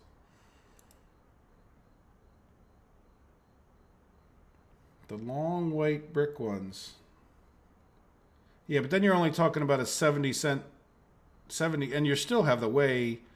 No, I still disagree because, sorry, I just read your quote and thought, well, let me make sure I know the ones. If you're talking about this one, you've got a much lower quality house, about the same number of workers, which is good. But this one has even more steel usage, and the number of bricks equals the amount of prefab panels in these, or pretty darn close. So that's sort of almost break even, maybe $150 difference for extra for the prefab panels. But now you're talking about close to 7 or 8 tons of steel, which is $500 a piece or more. So you're talking $3,500, $4,000 for the extra steel to build the brick flats, and you get a lower quality building. So these are even less efficient. This is the better brick flat to build, even though you get a few less people. That 13 tons of steel. Now, how about the labor? Yeah, and the labor on this is even more, which means it'll take longer. I hope that conversation's interesting to some of you. I hope it's not, but no, I don't know why. No, that I just don't understand why that would be the case. I mean, if I know it's hard for you guys to chat through the texting to tell me I'm wrong, like in detail. Like I have the advantage of having the microphone. I understand that, but so I'll give you a minute. Let me go. Yeah, let's make sure these guys are constructed. Well, no, you know what? Let's build. I'm going to build the prefab plats. I mean, they're just. I just don't. And we could always build more brick ones, but I just don't understand the argument. Now, the bigger thing I have is, does anybody think that this quality of flat here makes any difference? Like as far as being 91 versus 26. I'm going to shove this guy like right up in this corner. And then I'm going to give him a partner few blocks away. And let's make sure it's a little bit lined up with the grid.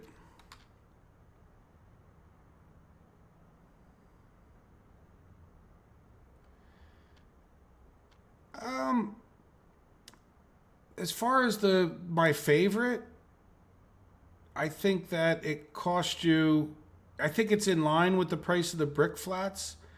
And the reason it's, quote, my favorite is that you could jam them in. Like you can almost get, in a lot of cases, you can get 3 of them, and that's 225 people versus 189. So yes, if we want, let me build these 2, and I really didn't put that one very straight, did I? All right, well, we'll pretend. Yeah, you don't want these to be too close. Let's give them a good 2 blocks in between. All right, and then we'll build a road, which should be a gravel road. Seems to be our trend. No, don't do that. And I have no idea why we would have all of these attached.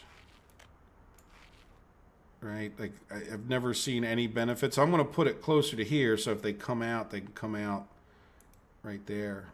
All right, so let's get, this guy should be auto searching.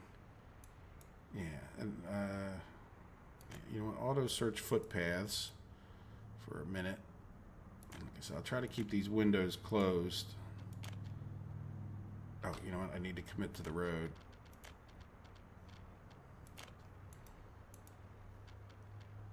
Yeah, so when it comes to these buildings, I really would be curious to know, in particular.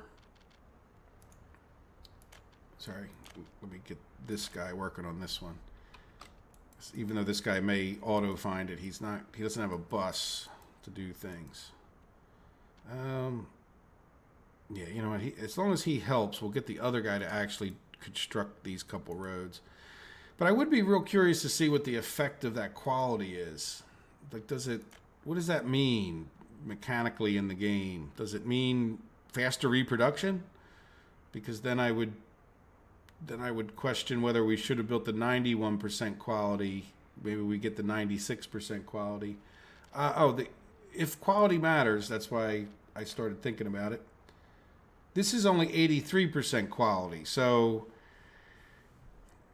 if you were to build 3 of these, that's 12 tons of steel. It's also a few more, like 120 prefab panels, you know, so it's somewhere in between these two as far as the cost goes. But it's probably, the cost is a little bit closer to the brick flats.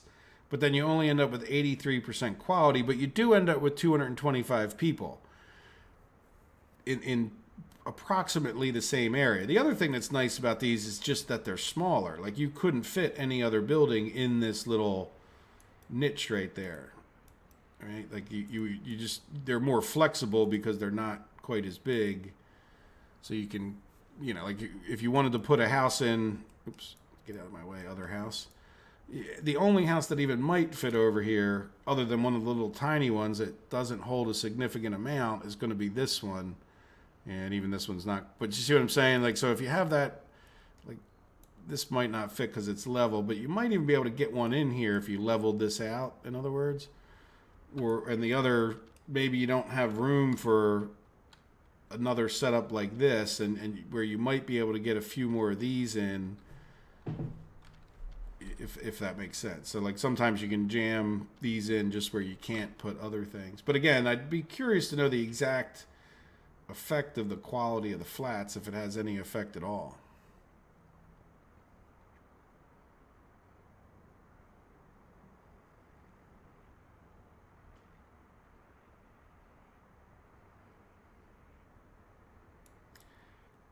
Trams. You know what? If you guys are watching the regular series, I've eyeballed up the trams a couple times, but then my steel bills got done or close to done, and I've got people going over there, and then I decided to do a whole bunch of electrical track fiasco, and yeah, so I have been distracted away from the trams, but we could certainly at least maybe look into what they cost, right? So what does it cost to lay one of these down? Steel. Oh, electrical components are expensive. I don't know that moving people around is at all an issue for us. And I certainly don't see where, like, that little stretch would have cost us a fair amount. I don't necessarily see where paving all of this to get these couple people over to here would be any kind of a payoff. Maybe I'm missing something. Look, this road's done. I'm going to stay right on top of this. Let's get these two done. Okay, so what I didn't do, is, besides distract myself, is I wanted to get these two going. But so this is going to be, what, 179, 179. Let's call it 180. Let's just call it 200 for our purposes now. So really, if we built like 4 of these, can we get 4 of these in here? Let's just see, because 4 will get us a good chunk of the population, considering that these houses weren't full anyway. We don't really have to get everybody off the map. We're just making progress, right? Getting closer. Yeah, I think we definitely want to keep this guy. No. There.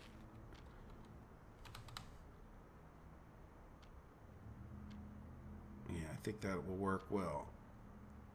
Can we go down that way a little? No. Let's go back over to roads. All right, so once these get built, I can do the fun. Yeah, I don't like the way that's lining up, but hopefully this... Nah, see, that's the problem when you put them too close. You can't... It's all right, we can attach it there. Yeah, sometimes if they're too close, they want to jump and they want to build a road not attached to the middle road. All right, so let's do that, and we can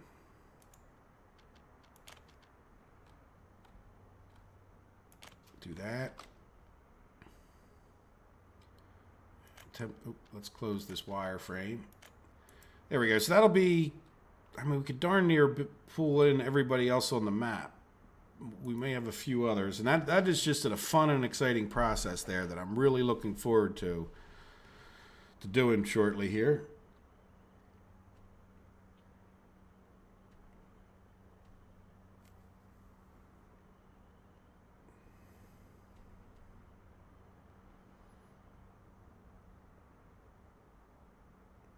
Yeah.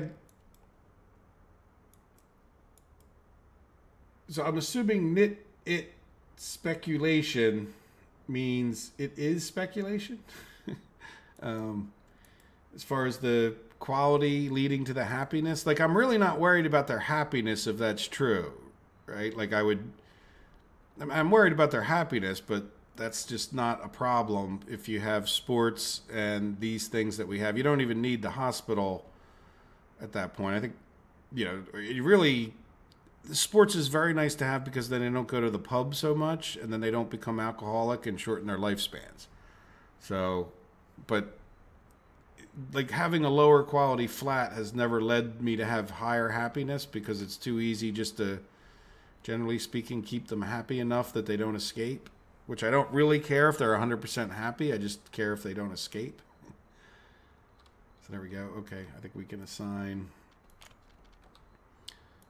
Yeah, at least one. Is this road done? Yeah. All right, so we have them doing 2 prefabs, and I still think we want to get... Yeah, we'll get that guy assigned secondarily to those other ones. So that way, that just gets done. And because I don't think this guy can build them because they're too small, and he doesn't have a bus. And I don't want to give him a bus. All right, good. So this construction office is going to be building, so we just have to wait on that. Let's go take a look. Yeah, what is this guy? Look at all the trucks lined up there. What is going on? Don't tell me our... Yeah, I really... Yeah, there we go. Look at that. You know what you do in this case? See how that is? The best thing to do... So, in other words, that's our asphalt paver who's driving all the way out to here. Cancel that construction and then just reassign it, and hopefully I mean, we're in the midst of 100 different projects, but at this point we're kind of putting this on, not hold, but like when we reassign it, there's a chance that he'll pick up a ride with the flatbed. And let's make sure we do have a flatbed in here. Yeah, so yeah, we're better off just doing it that way. Now, I don't see him in here. Tell me he should have disappeared and been brought back. Yeah, well, let's see. We can do this. Yeah, he's still somewhere. Oh, where is he? Do you see? I don't see. I guess he's in the shop getting repaired from all that stupid driving around. Yeah, I don't see our asphalt paver in here, but if I zoom in on him, apparently he's invisible now. Yeah, I think they have some bugs that they may have created when they did the multi-threading. And I don't know that. Well, I mean, hey, you got to make progress, and yeah, I mean, I guess they tried to do the best they could, and can't complain. It's running reasonably well. My map is starting to slow down. I don't know if that's because it's just getting bigger and bigger, or is it because of the multi-threading not being 100% worked out? Hey, Foxy Cool / Tom Plays. You didn't miss a huge amount, and if you saw the crashing and then our resetting, and then we sort of decided it would be good to get some houses built over here so that we could start moving in more of the population. It's not like we have a lot of people for here, and if we move at least a good chunk more of them into here, even though it's going to increase our costs, hopefully we can ramp up a little bit how much oil and fuel we're exporting. We're going to end up with a whole fleet of trucks, aren't we? Because we can always sell them. But yeah, I think we really should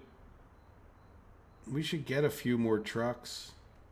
I don't want to run us out of fuel, but it's not like we don't have the money. And people had suggested that in the past. I wasn't being obtuse. I wasn't being. I just wanted to actually see us get an excess. All right, so let's come here and try to catch not an oil. No, I don't really want to. Yeah, there's a bitumen. Yeah, so we can get. Is that a gas or fuel? Yeah, good. So let's get two more of them set up on fuel. Bitumen is more profitable, but I don't think we are necessarily making as much bitumen. And we'll see. We can always switch them around. There we go. All right, let's just open these first before I close the others. Yeah, so let's get these. Let's get these guys on the road. All right, we'll see what that does. Certainly a little bit expensive in some ways to do that, but that's okay.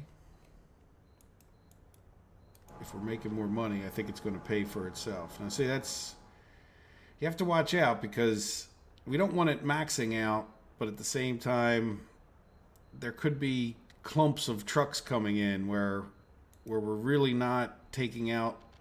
We don't know how far behind we are, in other words. But there we go. So we're getting the numbers down. We don't want it ever to really max out, but you also don't want like 17 trucks pulling in all at once and emptying the thing either. There's a bit of a balance. And if they do come and have to wait for stuff, it will tend to space them out appropriately. But there we go. As long as we're staying ahead of selling the fuel, I'm not worried about exporting more bitumen. So as we get more workers over here, my goal will be to ramp up the bitumen and the fuel exports, not the oil. I'm okay with the oil. So eventually we would we are exporting oil. Like eventually I'd like to get to the point where we could switch those trucks from exporting oil and get them to export fuel and bitumen, which is worth a lot more money for the same trip.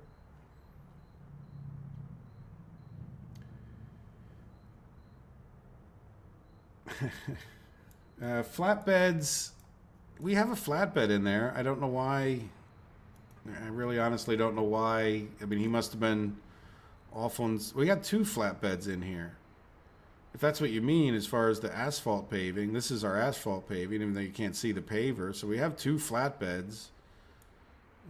So I'm not. Well, maybe the flatbed could have been taking people to these other jobs. It could have been taking the excavator to one of the other. It's got a lot of jobs that it auto searched with those footpaths. Now the problem with this guy doing the footpaths is he needs a bus to be able to do the footpaths. I probably should even just consider. Why do we have so many? Oh, it's all these little footpaths. Do we want to just buy? We're going to need a little bus for the fire station over there once we start building buildings. So why don't we get like a reasonably little bus? Like this guy I've bought in the past 90. We want the fastest bus, I think. That's just small. Yeah, these are all. I think 90. What's the biggest 90? I think that's 8. I can never tell the 8s from the 6s. It's pretty much the same price as this. What's the fuel economy? Look, this one's less fuel or more fuel economy, less fuel. Yeah, I think that says 8. I can never really tell. Let's buy one. When you open it up, you can tell. Capacity 8. Yeah, so this guy gets better fuel economy, goes just as fast. And what I want to do is let's assign him to here temporarily. And where I don't normally want my road crew sucking up manpower, in this case, we do have an assigned. Yeah, he'll go to the bus platform, and that way he'll start working on those little footpaths. And he really doesn't need a big bus to do that. Where are you going? Wow, are you? What did I miss over here? Oh, that's the wrong bus. Oh, there he is. Oh, right? Yeah. See, this is it. This is the problem. He's now taking people over to the unfinished road. All right, let's cancel ye old unfinished village foot. Yeah, let's work on these. Hopefully. All right, is the house done? Oh, that's the wrong house. I got excited. We're getting close.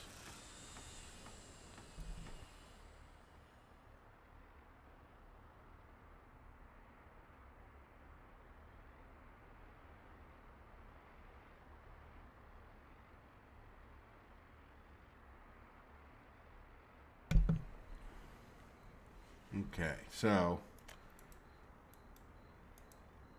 what next? Well, I think we just need to get these done. We could talk about. That's the other advantage to getting at least at some point here. We're going to be able to build from two places. So getting a little further along here, getting that construction thing done. Whether we build anything else, I think, is a good idea. Though getting the houses and the population is pretty critical too. I guess that's the fun of the game, right? Deciding what you think's the most important thing and getting it built. Finding out if you're right, if you go bankrupt or not.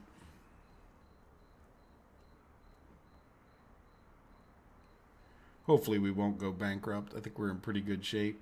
But again, we're going to take on quite a few more people. And I don't want to go opening all those windows until at least the house is ready. Now, I did have it on, like if we come here, I did have it on, like, suck people in. So that should save us, see, get citizens. So hopefully that'll suck in a number of them, not from these buildings, I'm hoping. But even if it is, we'll just have to go get them from around the map. Imagine even if it does randomly pick a few people out of here, that it'll go around the map and get them anyway. So even if it's anybody that it moves over here is somebody I don't have to move, and I'm fine with that. Distillery, well, that's the whole purpose of getting built over here. And if you did miss that part, the beginning was me just sort of kind of guessing where the middle of the map was over here. And then, somewhere in this area is, I think, where we want to build our farm. And then probably have a road coming straight out here, or doesn't have to come straight out, but coming out to here. And then we have this sort of whole area. I'd want to push it up as close as is reasonable to town. So maybe I'm thinking about this area where we would then have like distillery, bakery, meat production, and then be able to bus people, because our town center will be here, so we can get people living over in these quadrants or these areas. And maybe we, again, I think it's better because of the farm equipment to have, like, the combine alone. It's kind of worth having the farm equipment, the farm right in the middle of all your fields, and then just truck out the corn where it needs to go. Rather than in the past, I've tried to put the farm on the end here versus in the middle. And the other question is, I'm just thinking out loud, I'm sorry. Depending on how much, I might try to jam this farm up over this way as much as we can, because we might actually be able to get a second farm, or at least some more fields in this area, especially if we took like the things like the distillery and the bakery and the meat production and shoved them over this way a little bit extra. Now there is some coal over here. I don't know if that changes our plans in oil.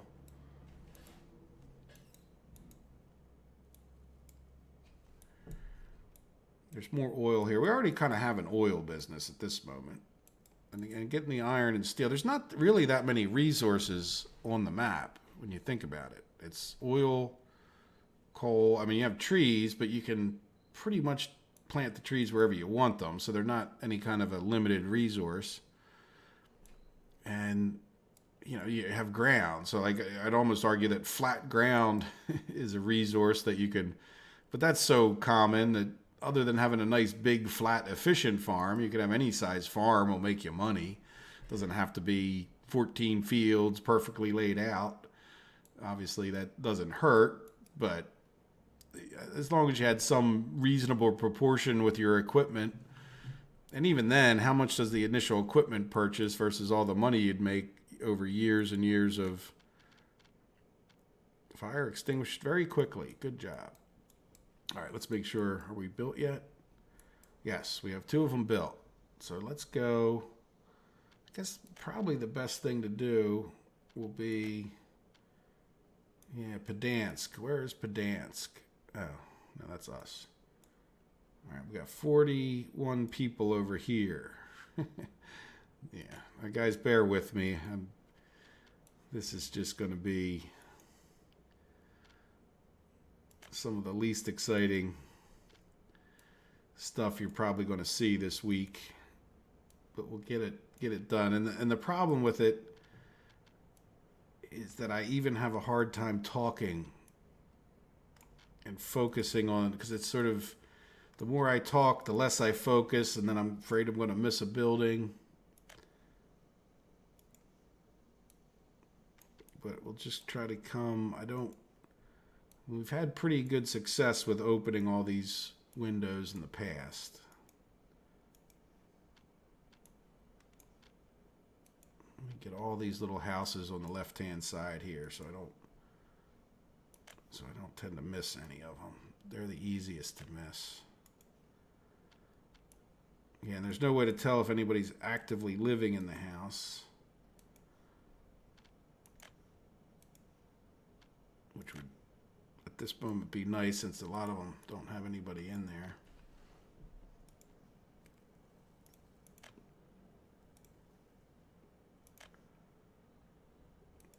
Last chance to buy the bus.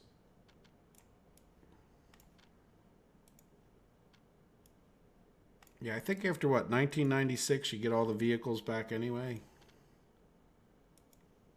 At least that's the way they fixed it a while back. Otherwise, they run out of vehicles that you can purchase. And there is a cheat code to get all the vehicles in if you didn't select it when you started your map. I don't know, it's cheat code, but whatever you want to call it, the command code. I'm not sure. It does add a little bit to the game.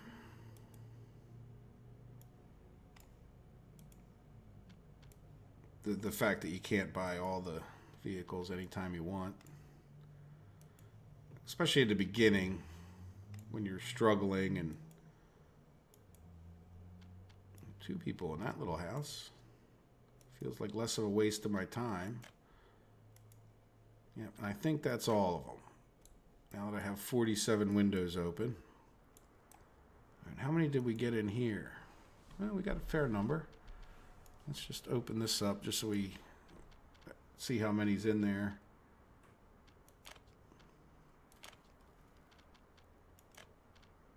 Yeah, I can. You guys might not be able to tell, but I can feel the game is laggy with all these windows open.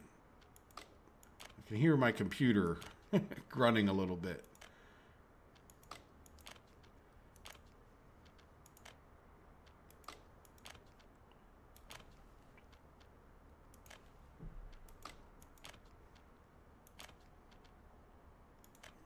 Need a human vacuum cleaner.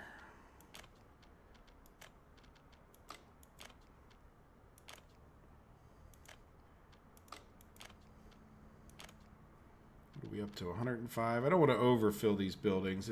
We don't need to. Again, there is the balance of everybody we're putting in here is going to start costing us money. And we're importing food and clothes and electronics. And yeah, let's get them up.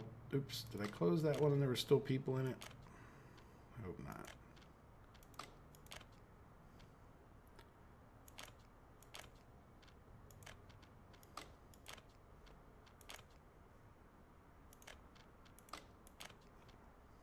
There we go. That one's up to 120. Let's just close this one and see. I guess there would be a certain logic in waiting for them to suck in all the... Well, I don't know. I don't really know how the sucking in people from around the map when they get built works. So I don't know if is it just sucking them out of these buildings mostly, or does it just randomly pick buildings from everywhere?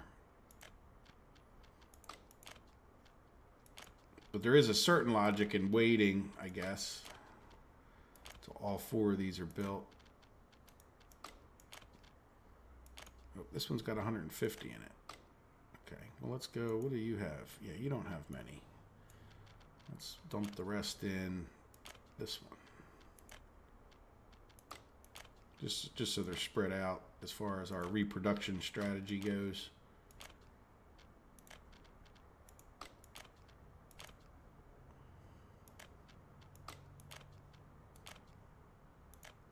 Yeah, I think we've taken on. I definitely. Oops, clicked on the wrong house, but that's okay. How are you? I'm going to take a few people out of you. All right, there we go. So we should definitely see a pretty good spike in our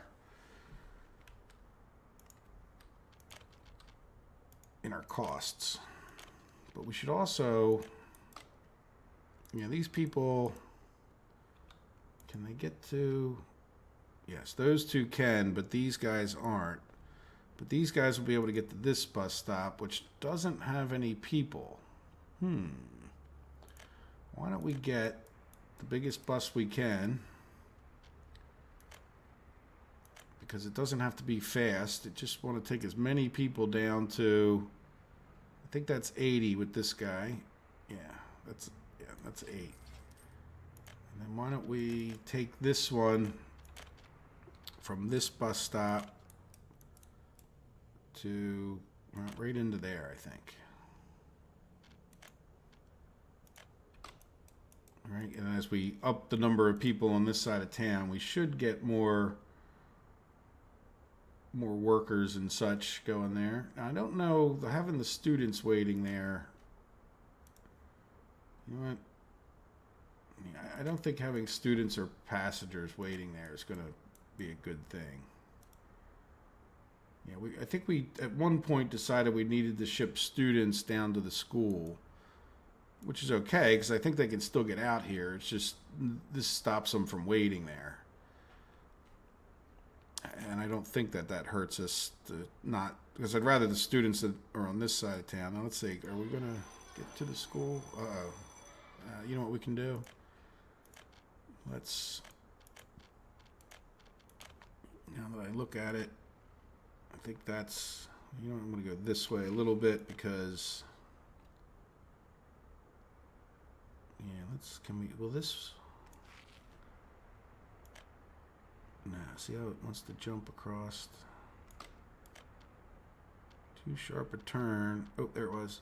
I thought I saw green. No? No. All right, that's not a good idea.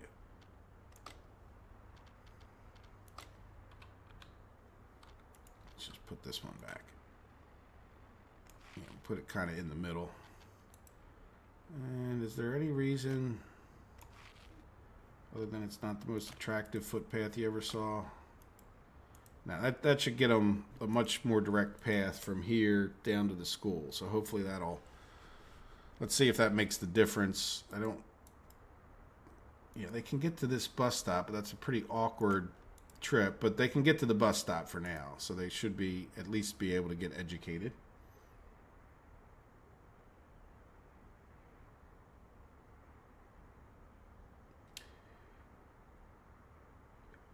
Yeah, Pietro, you kind of missed the false start. I think initially we went right for that, but then while we were talking and discussing things, or I was talking and you guys were chatting, we kind of thought about the fact that I think it was Nino suggested and started the conversation that, and then when the map crashed of, you know what, we could get, I was talking about the problem that we don't have enough people, but there's plenty of people around the map. So why don't we get more people over here, even though it's going to cost us more money, people are going to become an issue and we're not allowed to import more of them just based on our own rules.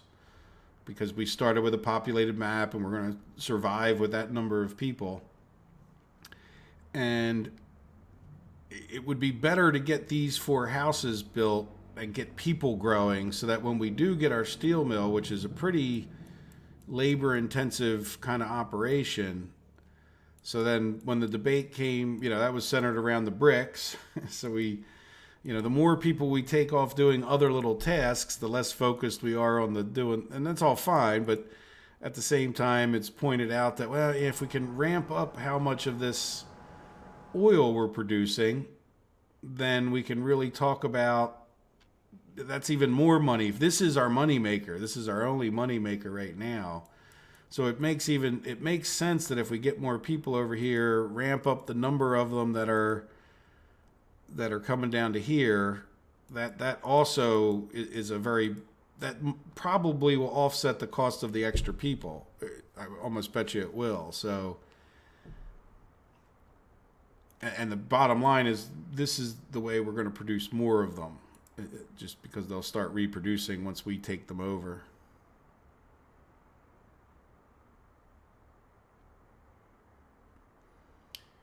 Get a little shuttle bus between the 2 city stations. We have a bus coming in here that takes students to there. I would rather just assume that they walk if they can get. One of the reasons I am boring about my city layout is that no one needs to take a bus to get to everything that they need. So if we look at this guy, he can get to all the stuff, and so that there's really no reason for a shuttle bus at this point. I'm really not worried that everyone can get to the university, though I think they can at this point. But even if this house couldn't get to the university, I don't care. We don't need that many educated people. And even though I know it just doesn't matter. It's not worth wasting. I mean, you don't need that many educated people. We're going to have way more than we need university degrees. So it's just, there's no reason to put a shuttle bus, though we do have a bus going from here to the school with students, because the school can't reach school can't reach this house. So I remember last live stream last Saturday, I built this little footpath to make sure they could get to the bus stop. So there should be at least some students getting shuttled over to the school directly. And maybe one day we'll need that. But this was more, well, I don't know. I don't tend to think of dropping people off directly half the time. But in any event, this would serve bus needs, whatever it is. And then eventually, if we needed a shuttle bus, we could do it. And the trolleys, it's fine, but I just don't. It would just be slowing us down from everything else that we want to build. Now, one of the things I did notice when we were in here, by the way, is we're not full of oil. So that's a good thing, right? I mean, that's when we start really justifying paying for these pipes.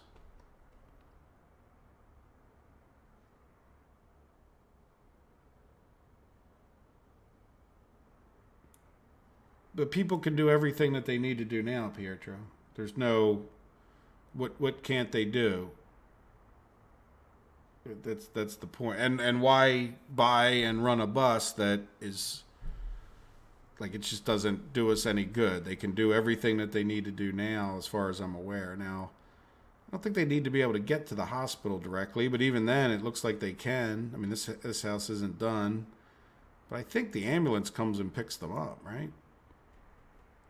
I mean, I think that's questioning it, but I don't really know how the hospital works. But if it saves a few people's lives while we're trying to grow our population, I'm okay with it. If 3 people die over here because they can't get to it, I'm okay with that too. But I think the ambulance will, I mean, you can see the range is covered, so I think that means this ambulance will go out and get them and treat them. Which, look, we're treating a couple people. So I don't think there's any need for them necessarily to be able to walk to the hospital. So, yeah, there's nothing that people can't do at this moment, as far as I'm aware. And that's the reason for laying your city out like this, where you kind of put all that stuff right in the middle. Now, the one thing we should keep an eye on is our kindergarten. Ah, yeah, see, that's... And then what I tend to like to do then is... We'll get another one. I think we'd probably put a few houses in here. Yeah, we'll get another one on putting the kindergartens on the outskirts. Then we'll probably at some point, if we keep ramping up, need another school. But let me, for now, just because they're big, I'm just going to plop these down for space holders. Let's see if this will fit in here. Yep, no problem. We'll keep them a little bit further away so we can get a footpath between here. I was probably a little bit too tight with that other one. And then this should definitely, you know, you definitely want the roads to attach. So, right, and then that gives us a good idea of where a kindergarten could go. And that should cover everybody that lives on this side of town. And I'm going to go delete the roads.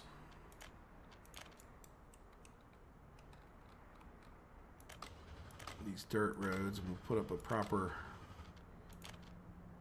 gravel path.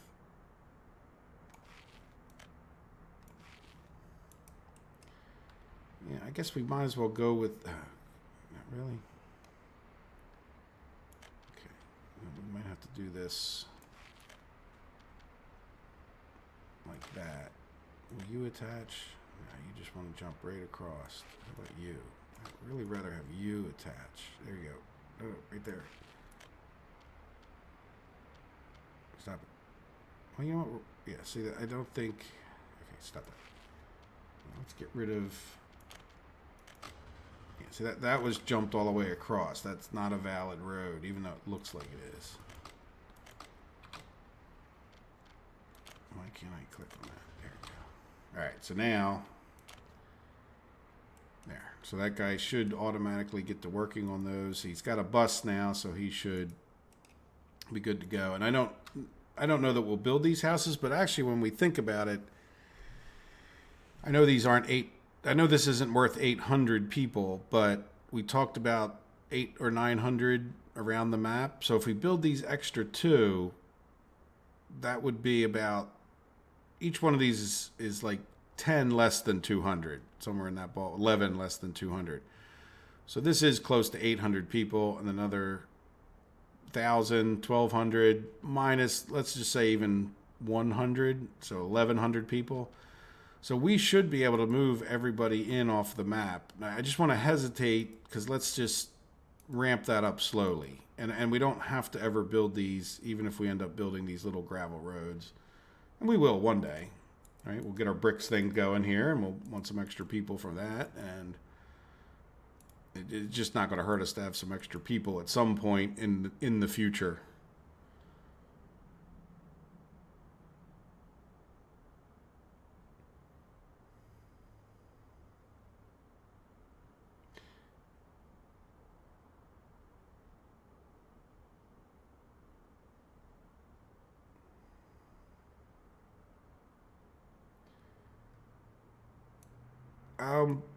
People in the, okay, I see, Nino, you're agreeing with Pietro that people in the new houses can go. The only problem I had is I didn't have that footpath, right? So if you were to look here now, let's move that out of the view. Like, they can go to the other side of town. Now, if we extend out further, but then I would plan on, by the time we extend out further, and we have to deal with these power lines maybe not being in the best place. But if we were to extend out more houses here, then I would put another school over on this side. And that's where I was saying I don't know that the hospital range there is well beyond that. Like, I think they'll go pick up. I don't think there's any need for anything but the workers to go to the hospital. Like, I don't think they need to walk or get a bus to the hospital. I could be wrong, but again, I don't know that I really care to build a whole nother hospital if that's the case, because I don't know that it really makes that much difference to your population, though I'm sure it does have an effect. So there's, people can go every which way they want. I don't know why we would put up a bus. And again, if you were thinking about a few minutes ago, it's because I didn't have these footpaths in there, so they had to walk all the way around, and that was too far. But now they're good to go. The people in this building, yeah, I mean, they can get to all the, oh, you know what, they can't get to, no, they can get to the shopping center, they can get to everything, they get the other side of town. I know what you mean by the last building. I can't really check that other one because it's not built yet. I mean, this guy might be getting too far away, but I'm not sure. Yeah, when we build this one, that might be true. But again, I don't really plan on building this one at this minute.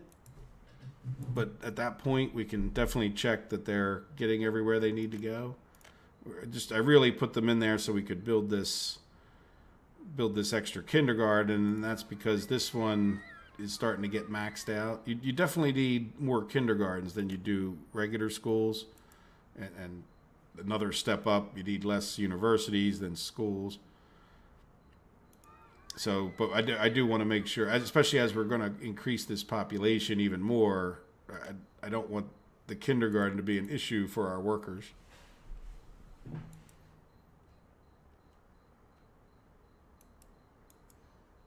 I don't care if they can go to the university. Like, I don't need any more university people.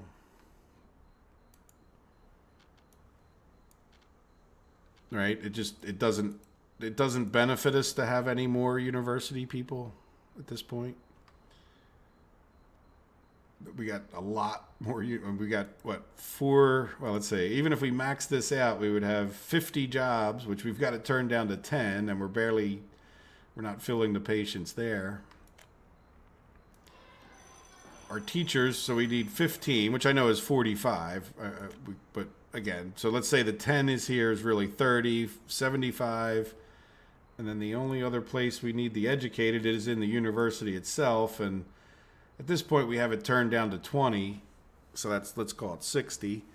So you're talking 135 educated, and if we look on the map, we have 500. So if these people aren't university educated, then we'll call that the dumb section of town, and I'm perfectly fine with that.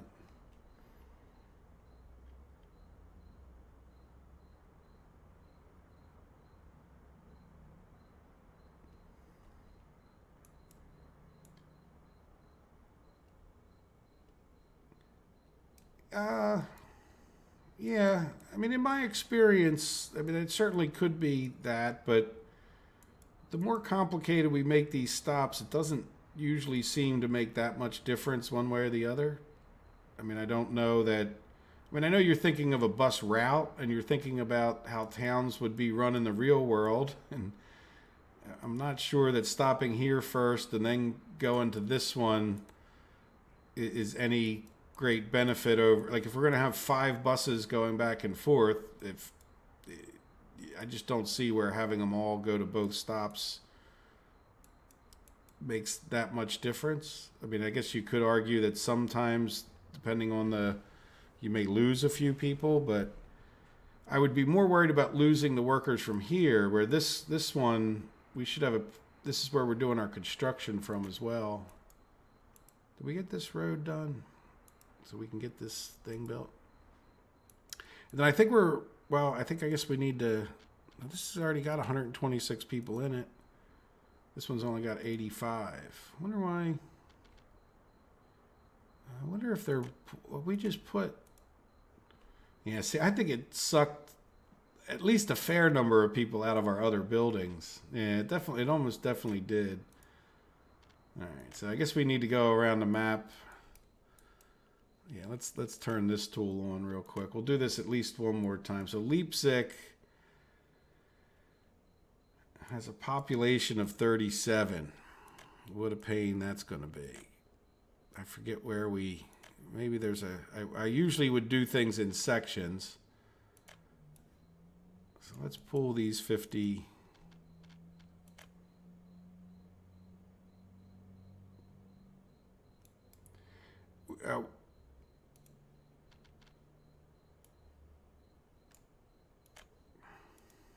Pietro, I will do it for you, and I hope it makes you feel good that I did it. How's that sound?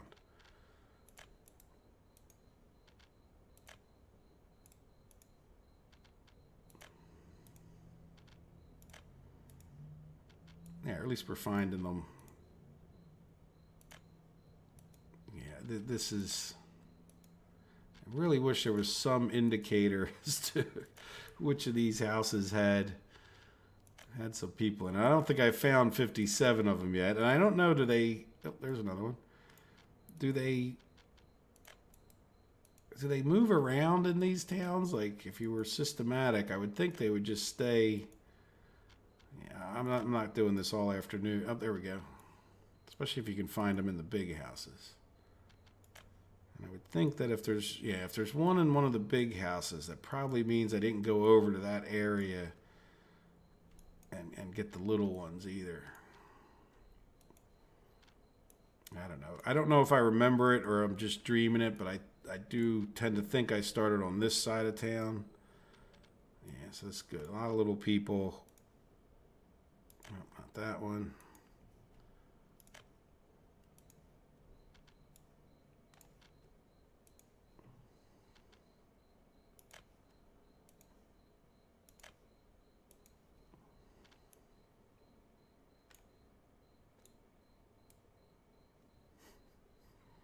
It's okay, Pietro.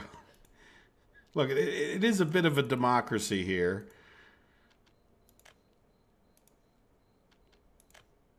I know I am the guy with the clicker, and the problem with our democracy is not that I don't want it to be a democracy. It tends to slow things down. Because not everybody's jumping up to vote immediately. It's not like... yeah, I think that's enough clicking on those houses over there for a second here. Let's get back over here and... I think these two had well, here, we can open them up. Yeah, we'll see if we can't put most of the people I just got into here. Then we'll take a break from that activity for a bit. Yeah, 88.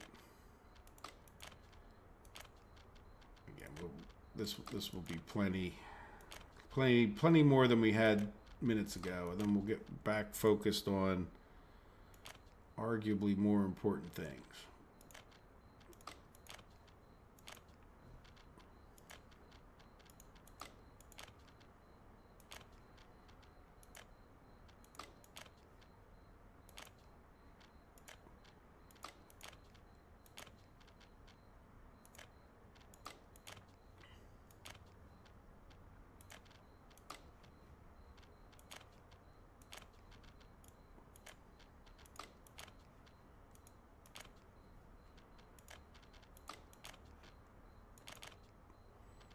These people aren't particularly unhappy, are they?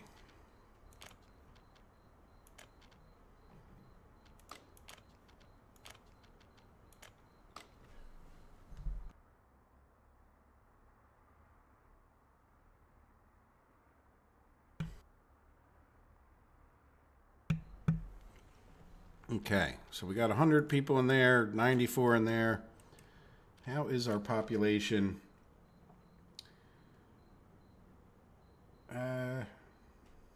So it's still 2,000 there, so we really need to look at this. So we got up to 1581. So since the start, I think we were at about 1,100 when the today started. And we're getting close to the end, but that's a good chunk more people now. All right, so what are we doing? We're putting a bus between here and here that just carries everybody every which way for efficiency. So I guess we might as well get the biggest bus, the one that holds the 80. All right, why not? Oh, I didn't want to buy 2 of them. I'm sure we'll use it. Yeah, I got a double click issue since the update. I don't think it's my mouse. I haven't noticed the issue with other games, but then who knows? All right, so we're going to go from, you're saying from here. Oh, see, there you go. It's all of a sudden double click issue. At least we've made it this far along. All right, so let's, there we go. So now, I guess by that point then, see, here's something I don't like, is that now we're going to get people who are going to come. I need to turn, if you want it to be like what you're thinking is going to happen, then I'm going to need to put passengers on here. So there's a certain number of people, instead of just walking to where they can go to, are going to start coming in here. Certain number of students, instead of just walking to the school, are going to start coming into here expecting a bus to take them someplace. And then there's going to be no bus to take them to any place because there's no other school necessarily for them to go to. But whatever, we're doing it for efficiency. There we go. So we'll put passengers on here, and we'll see. We'll come back and check and see what kind of people are waiting. See, now we have 5 students. Why are they waiting there? I guess they could be going to the university, which, as I said, is really not critical in any way, shape, or form, because we got more than enough educated people for the few jobs that we actually need educated people. You know, like it makes no sense to me that we would have a passenger waiting in here, right? Because why wouldn't that person just walk to where they're going? Like they're going to now take a bus up to here, I guess, and then get out and walk back over to here. I don't know, you know. I'm not sure that it's more efficient, I guess is what I'm trying to say. But then again, good. At least we don't have any passengers waiting up here. And then who knows? I guess there may be some argument towards that one person being more efficient. Now these students would have been there before, and these, yeah. So the biggest difference is I think we're now shipping people up to here to go to the university, but we'll see. It's all good. All right, how are we doing here? Are we using? No, we're not using up all the oil. But look, we got 88 people. Oh, no bitumen exports. Okay, I want to go. Let's go whole hog and. We increased, what did we get? I mean, that's a lot more people in there. Let's get 6 more of these trucks. That's 5. And then let's go see if we can't catch a, oops, not too far. Can we catch a, that's an oil. We don't want oil. That's a fuel. And a bitumen. Good. All right, I think we'll do 3 and 3 just because we're stopped for bitumen reasons. So like, I know we produce more fuel than bitumen. 1, 2, 3. 1, 2, 3. All right, so now, before I close these, just in case, let's open up, well, you know, it's easier just to click on each one. All right, so let's start them. All right, yeah, see, this is probably actually really not a bad suggestion for, like, rather than worrying about building steel, which is fine, we're really not building much, right? If you don't build anything, you don't need steel. Well, that's not true. I guess you could be making exports of things that use steel, but we're not.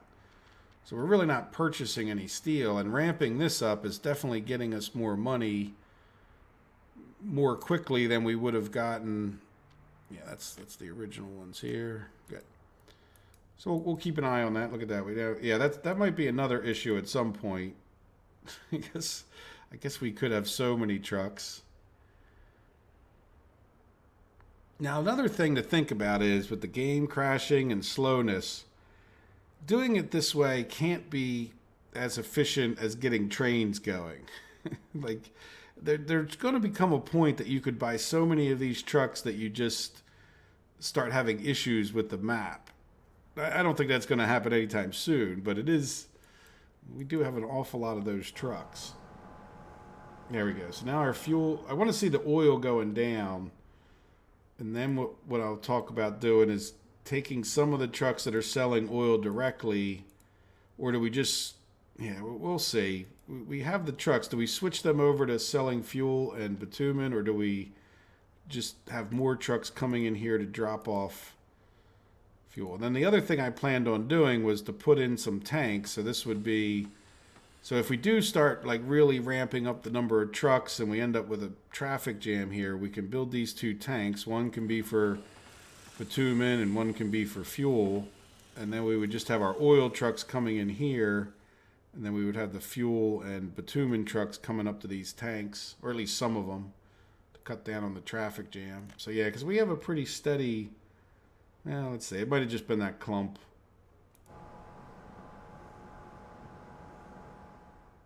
No, look, we're still stopping for bitumen, which is good because I think bitumen's worth the most money. Yeah, now we're taking more fuel out. We'll see, but we have a very steady flow of vehicles in and out of there. Good. It all means more money, even if we're not 100% efficient. We're still getting ahead. Let's take a look at our finances as I don't think we're going to get a whole lot more done in today's stream, so we'll take a look at what last month looked like. So we sold 34,000, and if you remember earlier in the live stream, I was pointing at a number that was, what was that number? 20-some thousand? Well, let's see. Let's just look at this year. That would be smart. Can't really tell anything from that mess. Up and down and up and down. But it is, if you look at that chart, it is trending to be more up, even though a little bit of a smoother chart would be a little more readable. And then last year the most sold was less than 7,000. This year, see that top number is probably closer to 10,000. So there's definitely a trend of it going up. It's just not a very smooth line because our sales, I guess, are sporadic. At least it's sporadic enough to not show up there. So yeah, we'll see what we do this month. We're already up to 12,000. We're halfway through. Yeah, I think it's just going to depend on, I don't think these trucks aren't perfectly spaced out on their trip. Oh, you know what we didn't do? Oops. We do have a whole nother construction crew. I forgot all about these guys. Are they all drunk?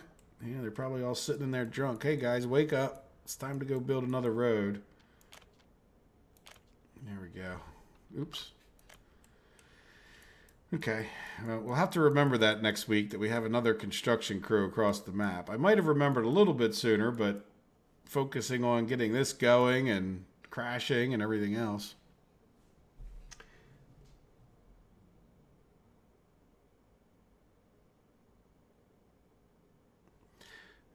Pietro, I don't want to stop the ones that I have because they're actually doing. I mean, it's not necessarily wasting money. We'll use more buses in the future, but I had it working exactly fine. We bought another bus because you wanted another bus.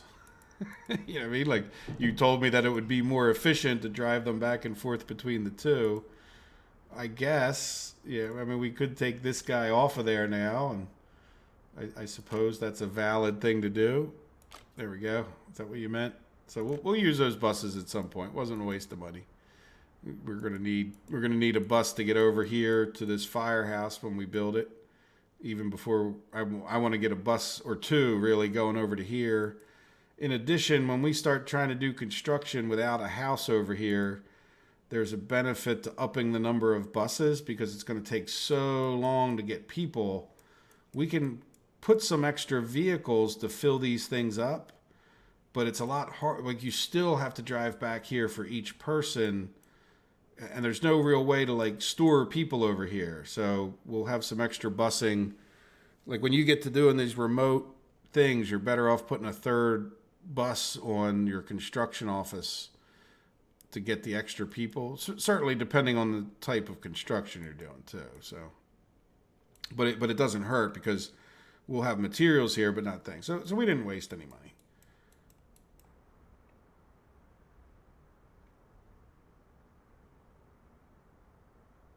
No, your bus didn't increase the refinery workers. I put a bus on there. Plus, we just put in all those houses since we looked. Like we've got a lot more people going to both of these bus stops, and we could go back to the old way, and I'll prove it to you. I mean, I guess you could argue that they're not going to this bus stop, but whether they're now it's shuttling workers back and forth. I'm not sure that that's more efficient or less efficient. In the past, we were just taking them right to here to work, so we'll see. But now the fact that we put in so many more workers is why we have more workers here. But whatever, I really don't feel like arguing about it. Either way, it's all good. Yes, I would like to build that new kindergarten, Steve. Thank you. We got the road done. Last time I had looked, we hadn't gotten the road done. Yeah, we definitely want that because I bet you this thing's... Yeah, why don't we have more staff here? Oh, it's the efficiency of our busing. I bet you we're just like moving people back and forth on buses now. Goes both ways, Pietro. Yeah, so I am curious why we don't have more staff there, though. That is, maybe it's just a fluke. Sometimes you just catch people at the right moment, and they're all off partying or buying chips. Oh, by the way, I watched a movie on YouTube that was just like an old from 1911. It was somebody had taken a camera, which was probably a pretty unique thing at that time, like a movie camera, and just like taken a trip around New York and periodically filmed it. And they went up on this one building, and I noticed, like, I was just looking around for all the details. I don't know. Most people, like, it was amazing how many, like in New York City, how many horse and buggies were still out there. There was cars riding around, but there was also, so you saw like horse poop in the streets. That was one thing I noted. But besides the horse poop, I noticed that it said Washington Crisps. And I'm pretty sure that was a potato chip ad. So at one point in America, I think, at least in certain areas, it sounds like we may have called them crisps as well, which I never really thought about or cared about, and nor do I really care that much, but I just thought that was interesting to see. They were showing a shot down onto the city, and some of those buildings in New York to this day have like billboards up on them. And one of the billboards said Washington Crisps. Thought that was interesting. So I don't know how we switched over to potato chips if we were calling them crisps. But I will say this. I know in America we do have different terms for foods at times, or at least we have. Things that you might call something in Philadelphia, you didn't necessarily call it the same thing in New York. So there was more of a... Before TV and radio, I imagine there was more division in what things were called, right? You didn't have this national media to conglomerate the speech.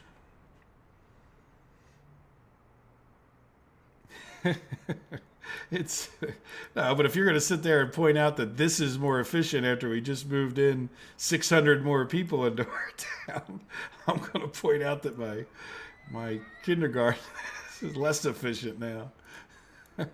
Which I don't even know if that's true or not. It could have been. No, but I am a little bit. Why would you not have enough staff? You would think we would have a better, and I don't really know that it has anything to do with those buses, but yeah, whatever. We got enough staff there, so if we get this second one going pretty shortly here, I think we'll be in good shape. So in some ways, it sounds like we didn't get 90% of what we were going to done. That's the bus depot. Not bus depot, the road depot. Yeah, you know what? These guys should get back over to here. So we got diverted and then crashed and burned, and all those roads are done. We get the road to the firehouse. Yeah, we definitely want all our construction supplies over here even before we build, but we can get all these roads going. And let's, just for the sake of efficiency, this guy will prioritize building that kindergarten. But yeah, when we move or buy the new vehicles, we'll have to talk about that next week, I guess. For this construction office, we should definitely consider, at least initially, adding more buses, because they're going to have to, whenever we construct from here, they're going to need people. And with that extra long ride to go get people, and the fact that we can throw more vehicles at keeping this filled, we can't. It would be nice if you had like a camp. Yeah, where you could put some people as a reserve for this, but I guess, oh look, we got that done just as I assigned this other one, so we might as well. That's right. And the other thing we did, I wonder if this doesn't have to do with the crash. We'll find out. If we're going to crash, we might as well. And then the other one was down here somewhere, right?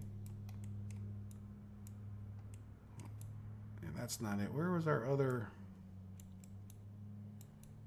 Let me come back to here and see if I can't see. Now, there's another one over here. I don't know if I'm too worried about building that one. But yeah, we have this one I just built. I know there's another. Oh, there it is. Yeah, I knew there was another one. Yeah, I really hope they. There you go. Yeah, let's get those electrics built so that we at least have that done. I don't think I put another one down, but I think this one would cover putting houses right in here. So we should be good to plop, like one or two houses here after we get these supplies that they need built. And then we'll at least have a couple people for construction purposes and also testing that our city and people are getting happy. And then we can ramp up the size of the town over here. And this might become our more central town in the long run. With more things going on, especially if we're talking about prefabs and cement and using this coal mine. Though, like I said, I'm not sure that that's a great idea to starve or even cut down on the amount of coal that we get from here. There's not much we could do with this coal. I mean, there's plenty we could do with the coal, but it's not going to benefit us like coal to the iron to the steel. Where this arguably would be really kind of a nice small coal mine just to produce us some bricks, prefabs, and a little bit of power. And I think that we could eat up most of everything this coal mine would produce, which would make it more efficient because we wouldn't be wasting people sitting in there with backed up ore processors. All right, so how are we doing over here before we wrap this up? Good. Look, we don't have. So the question is, yeah, we almost have to study it for a minute to make sure it's not like a surge of a bunch of trucks, or maybe it's been a while since the bitumen trucks pulled in, but once they do, maybe we'll talk about ramping this up and fixing it at the beginning of next week. Yeah, see, we've stopped again because of bitumen. And I don't see any trucks heading back this way. I mean, there's one finally over there. Yeah, I don't think I want any more fuel trucks. I think I want a couple more bitumen trucks. Yeah, oil tank. Yeah, is this still the biggest? Yeah. There is one that's bigger than this guy, I think, in the future, but yeah, let's do 2 more bitumen. Yeah, are you a bitumen? No. Are you a bitumen? Of course not. How about you? No. Yes. Good. Oop. Zoom me in closer than I expected it would. Copy. Start. There we go. So more ramping up of the sales. So how are we doing on the sales? Economy tab last month. Yeah, 42,000. No doubt. Let's see. Can we do this year? Yeah, look at that. There's no doubt. I mean, even though it's up and down like a heartbeat, the heartbeat is increasing. Now, how about the expenses? The expenses are increasing, but that's to be expected, if nothing else, because we got more people, right? I mean, I would expect it to be significantly more too. We went from 1,100 to 1,600. That's in the neighborhood of a 50% increase in population.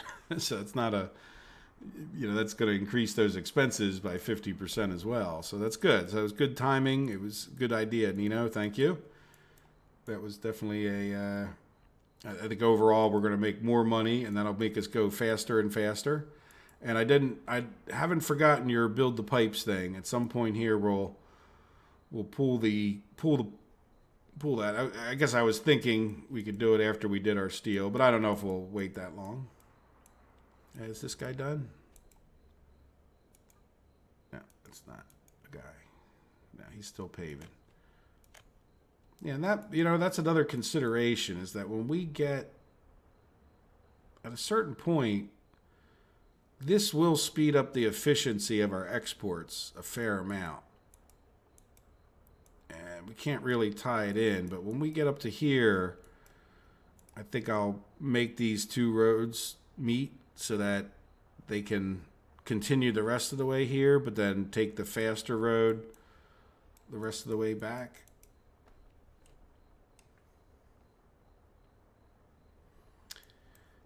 And we take a look at the shopping center, or all of our building. Why don't we do that to end up the episode here? We're at 5 o'clock, more or less, a few minute before it. The school, doing well. Hospital, got doctors. Yeah, the hospital's very unimpressive with the number of patients, usually.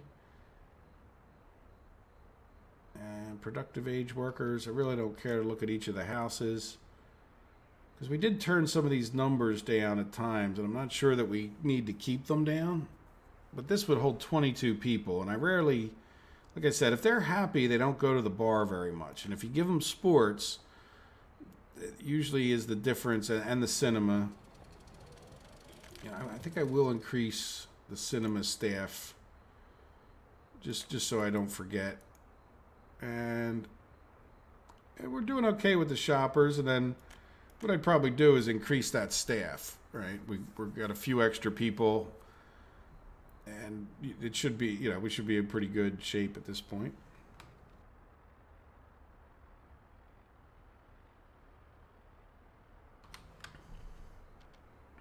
All right, so I missed. Kindergarten's done. Good. So that one's not full. This one still has more people, but at least it's not full. So I think we're okay, at least for the moment, with our kindergartens. Any other, our university? Yeah, I'm really not the biggest, everybody needs a university degree, because they don't. As long as we have enough people, we're good to go. And we're, even then, any student, we got room in the class anyway, so in my other maps, I've often reduced this number as well, just to keep them from going in there and stand. Like right now, we have professors standing around doing nothing. You might better off with them becoming construction workers. All right, there's no point in having 75 people in there. Yeah, so I think that's pretty good. Let's take a final look at our. Yeah, this is December 1st. So we can look at what happened last month. 38,000, which was down a little bit, but again, with the hit or miss of each of those oil trucks, it's sort of understandable. But we spent 32,000. What did we spend? Steel. Yeah, it's just no joke, that steel. And electrical components is no joke either. So yeah, and that was only 23 tons of steel, or 24 tons was 14,000. So, and this one doesn't break it down by construction cost. This one does. So, as far as our overall, we were at 83 here, and this is at 16 plus another 20 is 36. Yeah, just our money went up a little bit, but if you notice, it really hasn't gone up that much. But we did spend 19,000 for constructions last month, so gives you guys an idea where we're at. But we're bringing in money, and we're producing more wealth, enough wealth that we have a little bit of a leeway to do construction. Because at the end of the day, you can get away with this number being bigger than this number for a little while, but eventually it means you're depleting your resources, and that eventually your money is going to start coming down.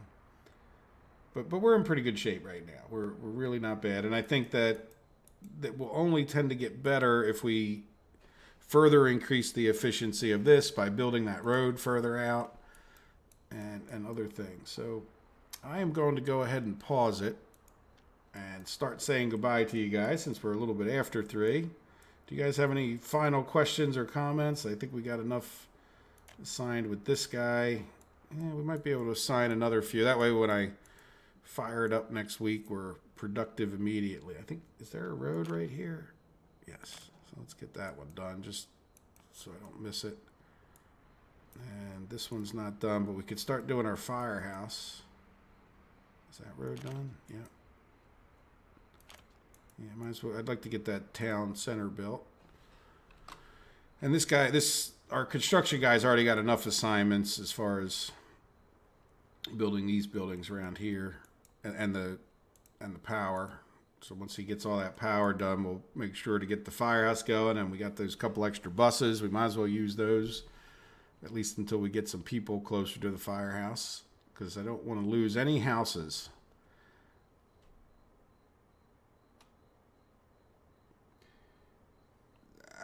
Yeah, at some point, yeah, we're probably at about the point, Pietro, where we could start research. Why don't I? Because I don't really have any intention at this. We'll do it maybe next week, but I don't have any intention in the near future of building either one of the buildings that we would be able to get here. Right? Like we're not ready to build a chemistry plant, and once we have steel built, then I would talk about the mechanical components. But we could do that. We'll try to remember. Again, we kind of paused it, so we're sort of stopped saying goodbye. Wondered if there's any other last minute stuff. I may have pizza for dinner, Pietro, but I haven't really decided. I'd have to go out and get a pizza, which is not a significant issue, but there may be something in the refrigerator that I am not thinking of. We'll see. Again, yeah, so I'm not sure. But not spaghetti and sausage. How's that sound? Because I don't think I have any sausage, even if I do have some spaghetti.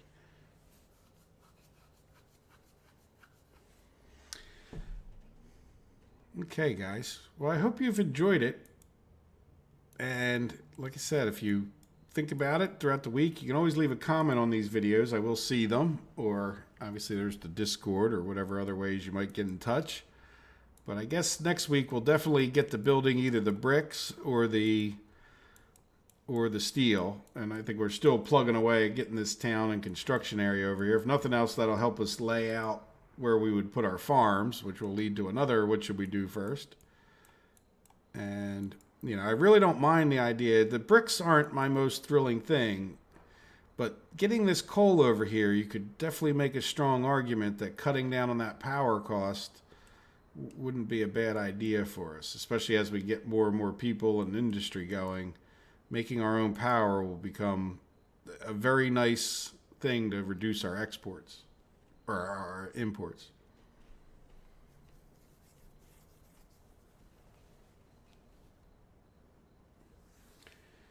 Yeah, with the pizzas, well, it's not like in Italy, at least not around me. I mean, there are some that are a little bit similar to what you'd get in Italy as far as that goes, pizzas. But for the most part, like our Italian style pizza is more like what you would call like a New York style pizza.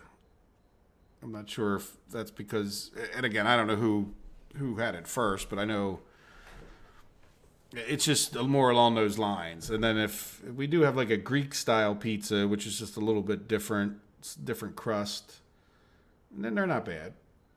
But the one place that's a little bit close to that gets awful expensive. Like and it's I don't know that it's necessarily that much better depending on your preferences. It's certainly not like it's just not like the pizza places in Italy. Like if you come here and have a pizza, just don't expect that. Like it doesn't mean it's bad. It's just not the same as what you have in Italy.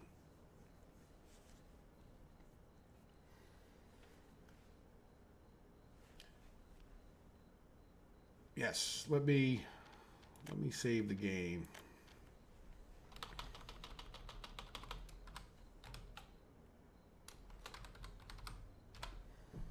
This will be about the ninth episode, but I don't know. I lost track, as I said before. So there we go. All right, guys. I'm going to cut off the video, and as I said, I hope you enjoyed it. And thank you, Steve. I appreciate you being here each week. Definitely.